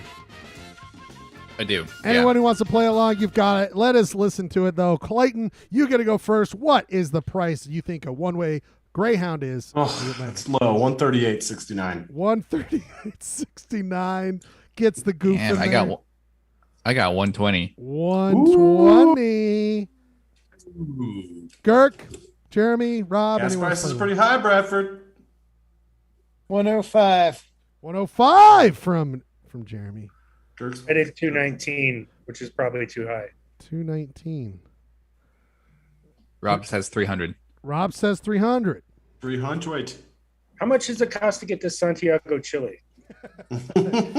You'll have to find that out by going and visiting the wonderful website of Greyhound for all your answers. Let me tell you right now, someone is $3 off. Someone is $3 off. Wow. Someone is $3 off. Hopefully it hasn't changed. Here's the website. And at the top is the Richfield to Atlanta one-way. It's going to run you $222. Gertie, damn. You are the closest. But in fact, it really was a runaway. This guy didn't even give Ryan a chance. He stomped him out early. He stomped out Gertie. Clay Dog. Impressive win, Clay. Impressive win for you. One song set. I'm going to play one of my songs, one of my new songs, real quick, and then we come back with You Shop Bro. I've got your shops ready. We'll just do one quick song. We come back. We do the You Shop Bro, and then we take out the night. We'll be done with the show. My song is going to be Sudan Archives. I think I found them maybe on Pitchfork. I can't remember, but Sudan Archives was a band or a musician, I should say, that I just found out about. R&B and soul. The song is called Homemaker. Sudan Archives here on Polyester Blend. It is a 4-minute song. Lead in the quiz, by the way. You now are 31 to 30. Good point, buddy. 31 to 30. So, one song set. We come back. We do You Shop Bro, which is what our costumes would be for a wonderful Comic-Con event. One song. We come back. End up Polyester Blend. Thanks for being here. Great job, Clay. Great job, Ryan. Great job, everybody. I love it so much. Why is this not playing the way I want it to play? 4 minutes. We'll be back.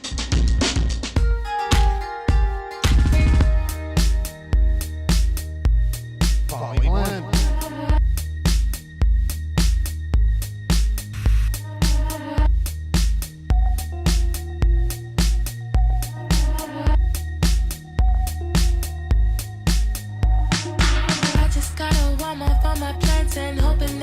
Around the madness, won't you step inside my lovely cottage? Feels so green, it feels like fucking magic. Only bad bitches in my trellis. And baby, I'm the baddest. Wake me up when this gets to the action. When the play's a mess, I get the maddest. I'm so sorry, baby, it's a habit. When you go away, I get the saddest. Lately, I'm hard to manage. Rest of me on Sabbath. You don't need those women, they are average. Fruits and juices, all that you desire. Bleed you water from the islands. You can be yourself for me. I'm a homemaker, homemaker. Don't you feel at home? Wait on, you could have to check your phone later. Wait, later. Now that we're alone, don't you feel better? I'm a homemaker, homemaker.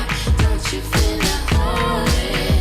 Wait on, you could have to check your phone later. Wait, later. Now that we're alone, don't you feel better? I know that I've been gone. Please don't fall for this mode. My mood's been real sloppy. I cry when I'm alone. All these people don't know that I deal with all of these doubts. They get out once a while. Then all I do is cry out. All of the pain, even when the sun out, it just feels like rain. You're the only one who embrace the change. People think that they can't get on my ways, but they all got me vigilant. Don't even try not to wanna play.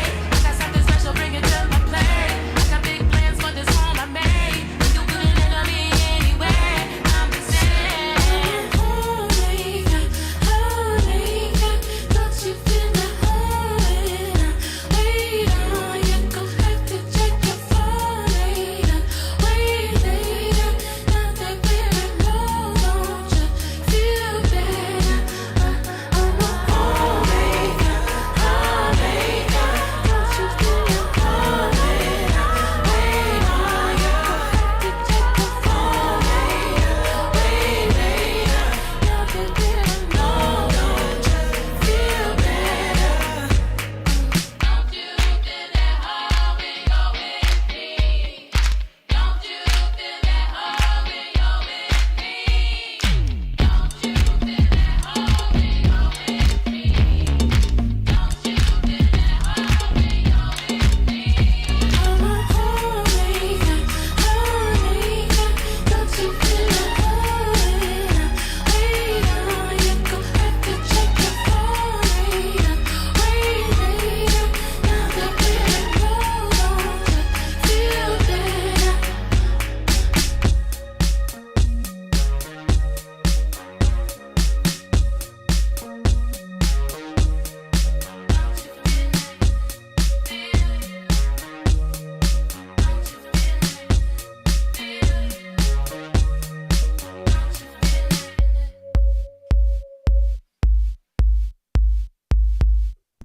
Oh, Sudan Archives, Homemaker. My pick for a new song I like my new song. I listen to my new song, and I listen to it. Polyester Blend here tonight. New songs. Hope you enjoyed those. We end the last music segment of the night. Ryan, so much new music out there. We really do a disservice by only playing 5 songs. I was going to get to this. There's a Chicago hip-hop guy, Saba, I like a lot. He's got a new record.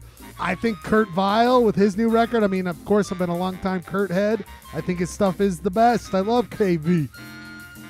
And I think his new album is very good. And that's how many artists and how many are coming out with albums daily. We're not talking about it.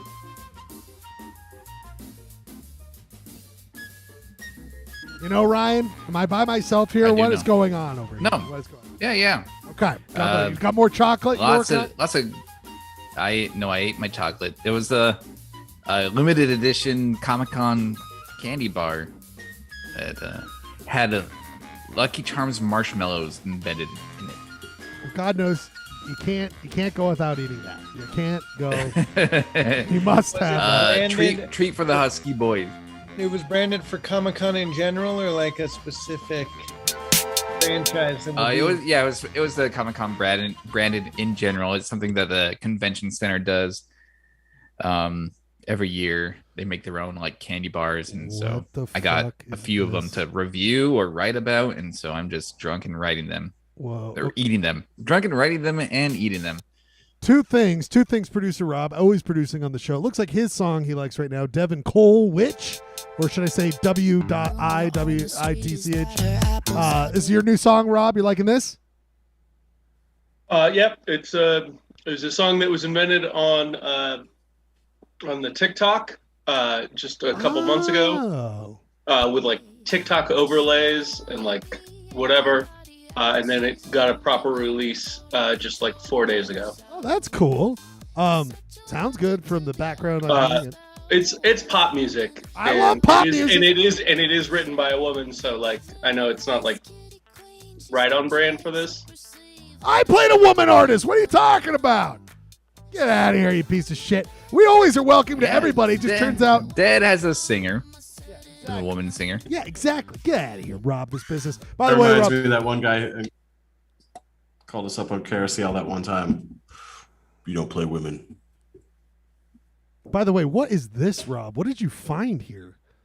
Oh, I also found your history of your channels, like performance in terms of like subscribers and whatever. What? Because I was very curious. Because I know you did go proper viral like years ago, almost 10 years ago. Yeah, and so you had like a bunch of subscribers, and I was wondering like over time, like how have the subscribers gone? And this particular website only doesn't give a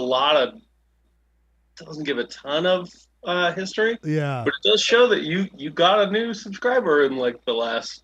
Yeah, every once in a while, get weird new people who pop up and all this stuff. We want to grow it. We're going to be growing the product. I mean, look, you're coming up on 100,000 views.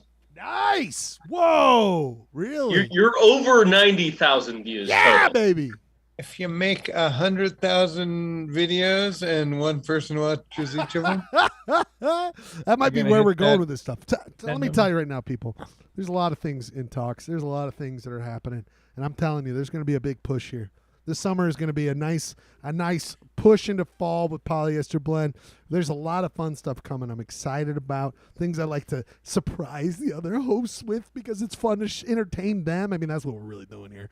But I got a lot of fun stuff, and I think next week's going to be a really fun show that I want to really push, and we'll talk about that later in the after hours if you want to be a part of it. But we have business to take care of, business to wrap up the night. That business, of course, is a heated game between all the people here. All the hosts. Judge Jeremy is the judge for it. It's time to go battle with our favorite genre, our favorite dueling game. It's, of course, time for a hit segment called You Shot, Bro. You even shot, bro. You shot, bro. Here's how it works, people. Ryan and Clayton and I get a theme. We go to work with our Photoshop skills. We create them. It's not unlike Iron Chef, now that my new favorite show again. It's kind of like that. How's it compared to Comic-Con chocolate? Well, listen, you're going to be the one who talks about that. Maybe we should just do chocolate covered everything next week is what we need to do for you. Keep you on point. Now, people, Ryan came up with this. He said, let's do a thing. It's all about what would PBL wear to a Comic-Con. And I, at first, was like, what the hell? I don't care about Comic-Cons. That's not Ryan Schlegel. I care more about the things that matter in this world, like crustless pizza and Wyoming Downs, and of course booze slushies you can get at the Wonderful Maverick. But I actually had a lot of fun with this, and I've seen the two you guys came up with. Looks like you guys had fun too. I can't remember who won 2 weeks ago. Let's just go. Clay. I know. I know. Didn't I win because I came up with this? Schlegel won Yeah, it, because I came up with that guy. Hopefully, Bradford and Clayton have some good competition. Have stepped it up here. We don't want to give it to Schlegel again, do we? I mean, Claire. I mean, you do because it's the best one, but I understand you want to separate it. So, here's the deal, people. That was the award-winning one I did. Oh, is this last when I week. reveal that I actually got the tat? No, I wish. Because that was the honor. You had to get the tattoo. Eventually, luckily there's no deadline. But here's the deal. Ryan, you came up with it. I feel like you should go first because you were the guy who came up with it, and I'm interested to see what you came up with before I show mine. I'm excited. Okay. I think everyone did it. Ryan, do you need me to? Do you want to explain it or just show it? I think, just show it. Okay. Now, again, this is what Ryan Bradford would wear to Comic-Con, and I don't know if it has anything to do with the Comic-Con out there. Like maybe he's already got this costume. We don't know. We just don't know. But this is what. Ryan... Wait. Oh, okay. there we go. There we go. I told you it was a callback to the toilet. It's a callback to, of course, Clay. Everyone remembers last week. I remember this movie. The cover of the VHS, man. I remember the cover of the VHS tape. Two-week birthday of Clay's toilet.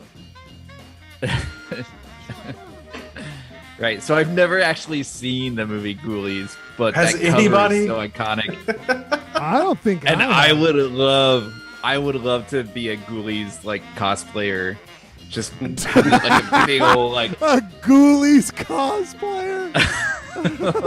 Toilet wraps around me, painted green, and just I do not remember this. You poster. don't remember this? No. Is this like an iconic like at Smith's or Blockbuster? You'd like this is Blockbuster. Like you always held that video, and you're like, what is going on with these little creatures in toilets?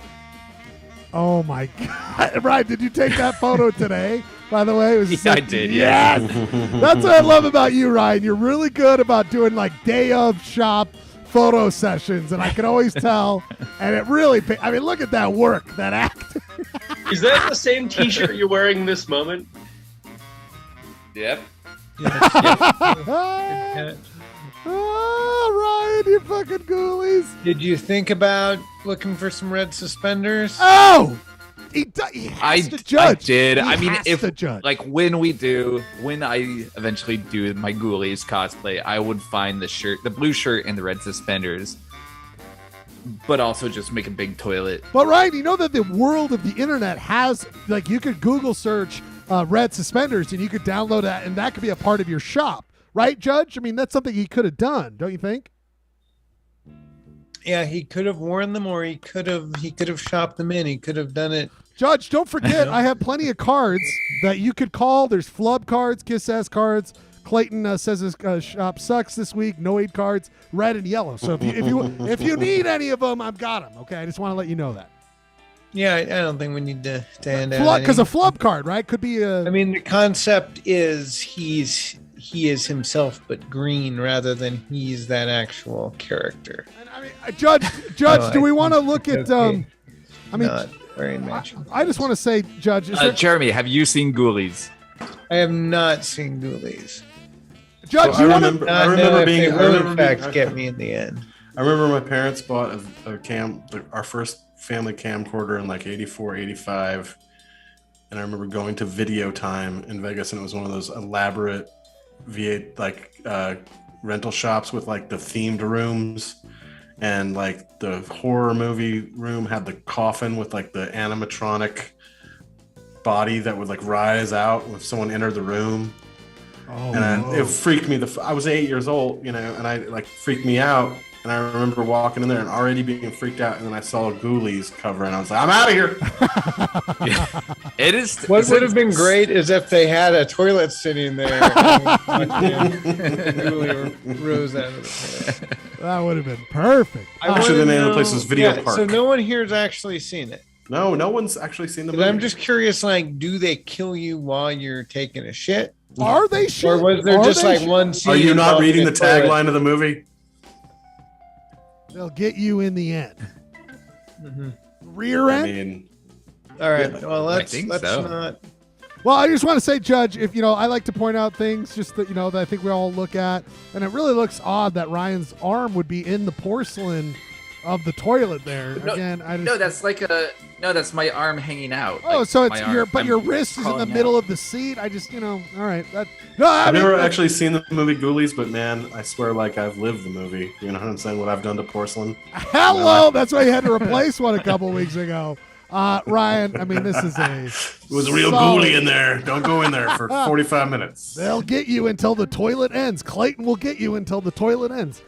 People, I mean, this is solid stuff. That's good stuff. Good I like stuff, it. Ryan. Thank you. Good I don't like the stuff. way your head obscures the title of the movie, but it's okay. It's just very. Hey, great point though, Clay. Judge should probably notice that. Well, it's a iconic thing. Iconic thing. Yeah, People it's a design thing. Recognize it. Yep.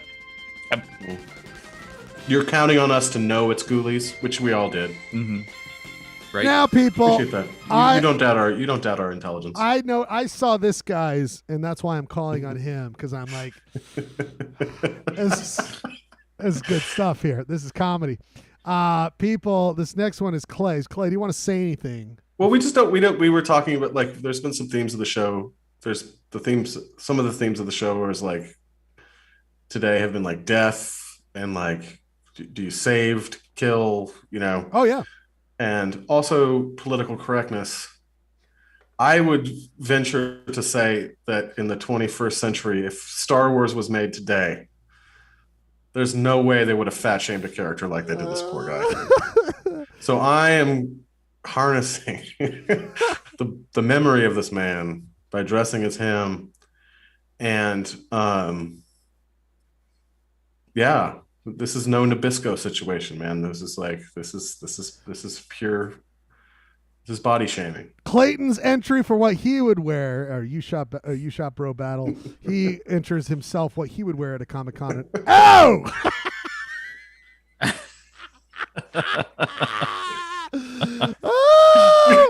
The long, insane character name of Porkins. Which, of course. Who, by the way, speaking of sacrificing yourself, he sacrificed himself for the greater good of the cause. I also remember him kind of like flubbing it. Like it made. No, he flubbed it hard. He flubbed it hard. This is, of course, the. We also got the subpar craft. Those like B wings or whatever they're called. They weren't They that aren't good. as cool as the X wings. This is, of course, the like. By the way, Clay, do you see the name of this article? We need to talk about Porkins. See? We do need to talk about Porkins. Clay Dog, I saw it come through and I was like, God damn it, that is fucking I can hold it. That is just... Now, did someone else make Yes. this Now that's poster that, art? yes.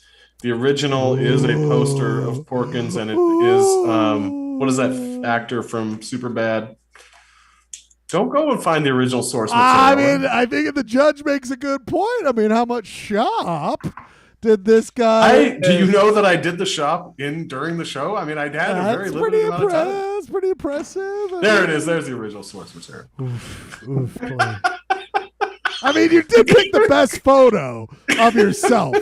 That is pride. So the original add he Porkins can photo. hold it though. You added That's that true. tagline. No, that's on here. That's on there. Yeah, he can hold it. It just wasn't. It wasn't. I was trying to literally just put my face on a poster. Because I'm like, oh, that's pretty good. Then I'm like, wait, he probably just found it exists. Smart. The judge is wise. Yeah. But ask the follow up. I'm not running. I'm not running from what I did. But I will say it's a good face. It's the best Clay face. And I did use blur and the stamp tool to put my lovely mug in there perfectly. Sounds like you can shop, bro. That leads one person remaining. I think I actually want to put that poster up. Than Jonah Hill. True. That They'd both be good, but that face. I think I might put this poster on my wall in my house. You should, my friend. by the way, people, I'm very proud of what I've seen so far at Clayton's Porkins, but his perfect. By the way, that is a good idea for a Star Wars reboot. The Porkins backstory. Dude, they're making everything else. Why not do that? They should also do a Ghoulies reboot for sure with Ryan Bradford coming out of the toilet. But people, I have been long obsessed with wanting to do.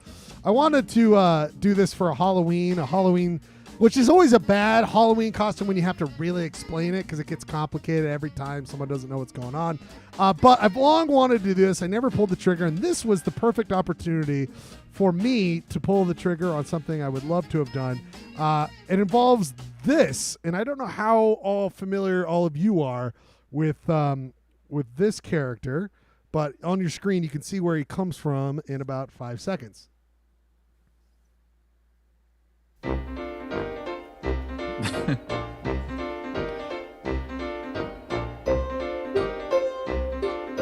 This very noticeable extra in the back of Ghostbusters during the montage scene where the Ghostbusters are becoming popular in New York. There's just a guy you cannot keep your eye off of who's staring at the camera and is just like, and then he scratches his neck and he looks at it and he makes his way.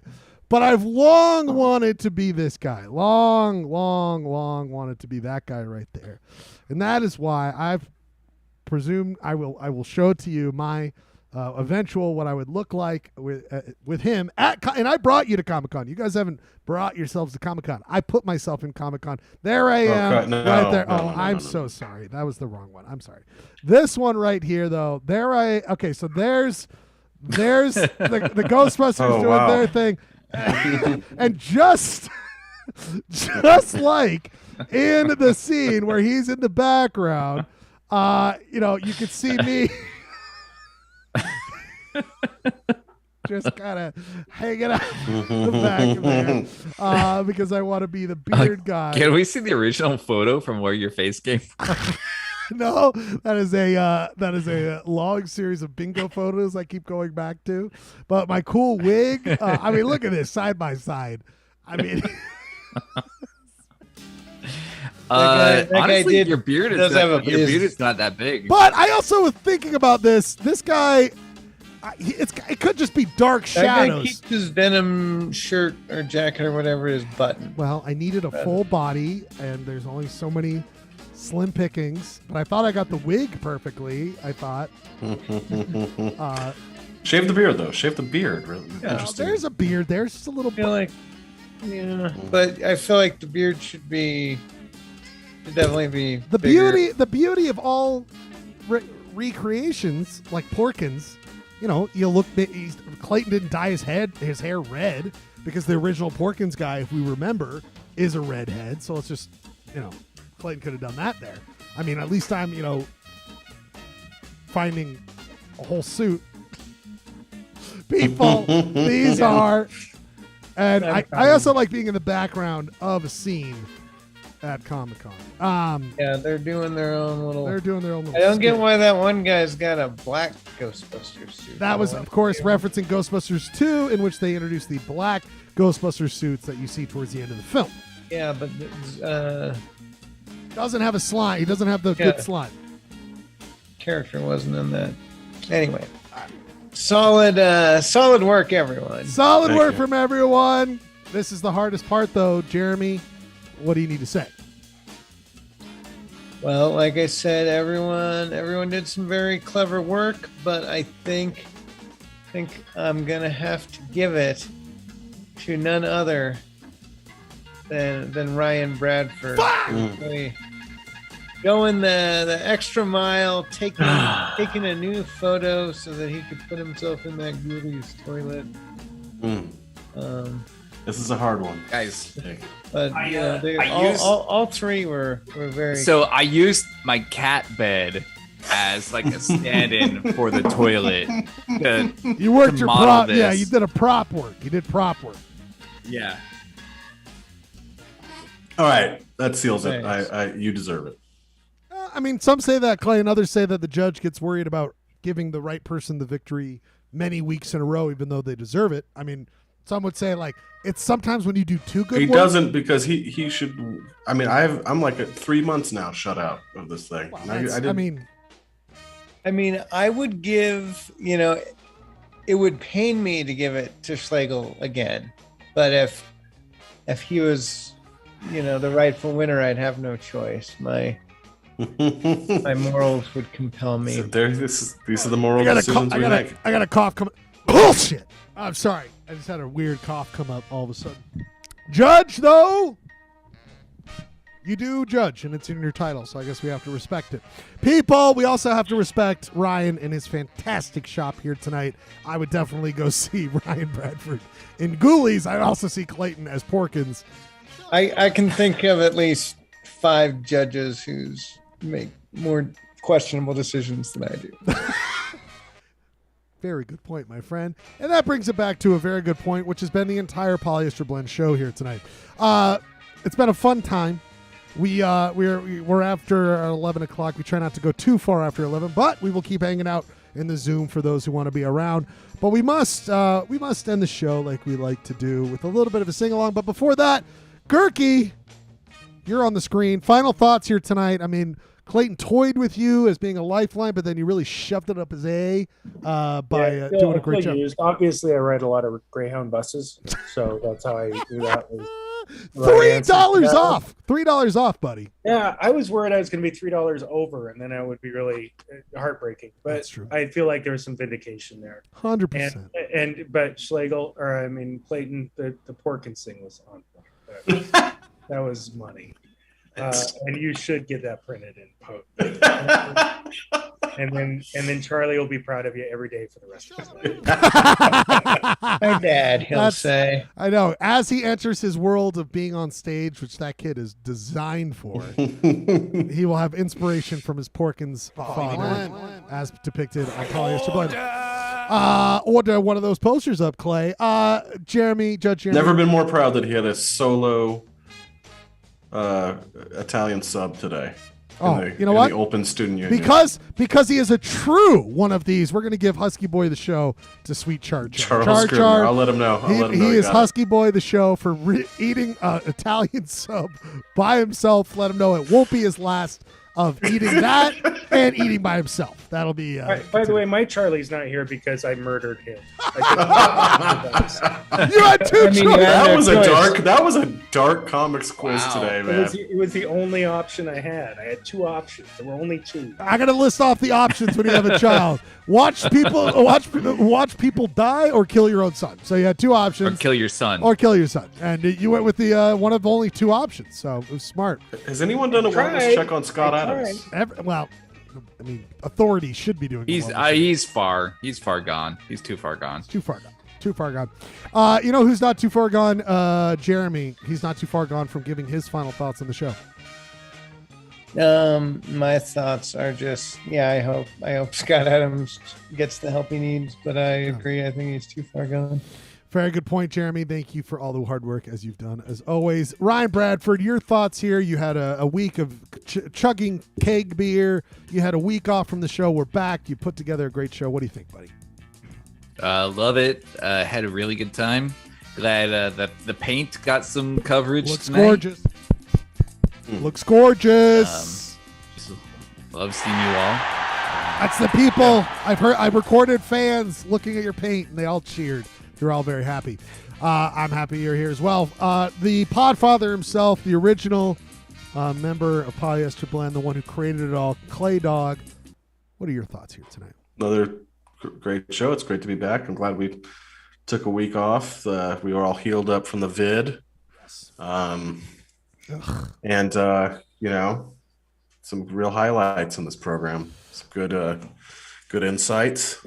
Yeah, great insights. Great insights. Some good stuff, man. I mean, I love doing this thing. It keeps growing, and I will say next week, if all goes correctly, there's going to be some new equipment in here.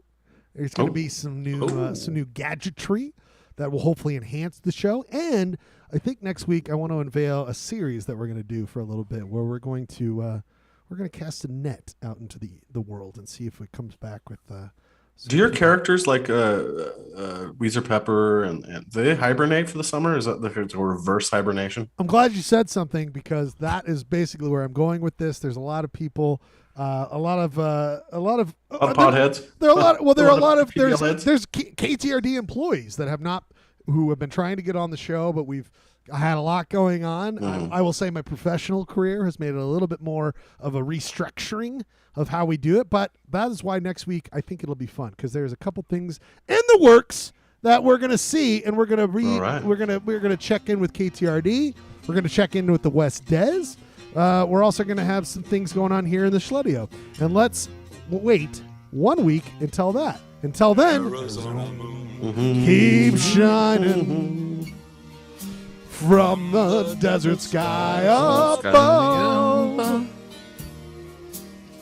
You know, pretty soon that big yellow moon will light the way back to the one you love.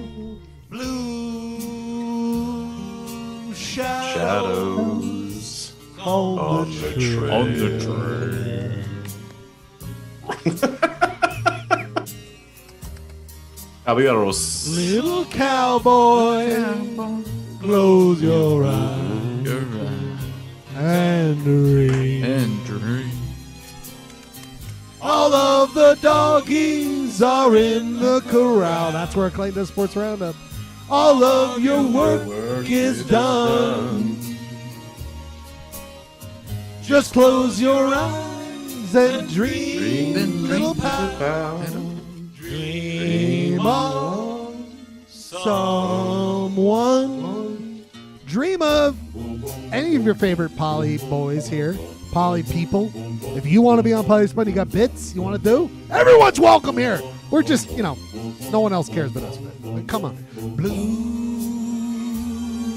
shadows on the train. I have blue shadows from when I got a blue Slurpee with booze from Maverick. Soft wind blowing through the trees above. That's what I saw when I won poker at Clayton's cabin. All the other little cowboys back in the bunkhouse now. So close your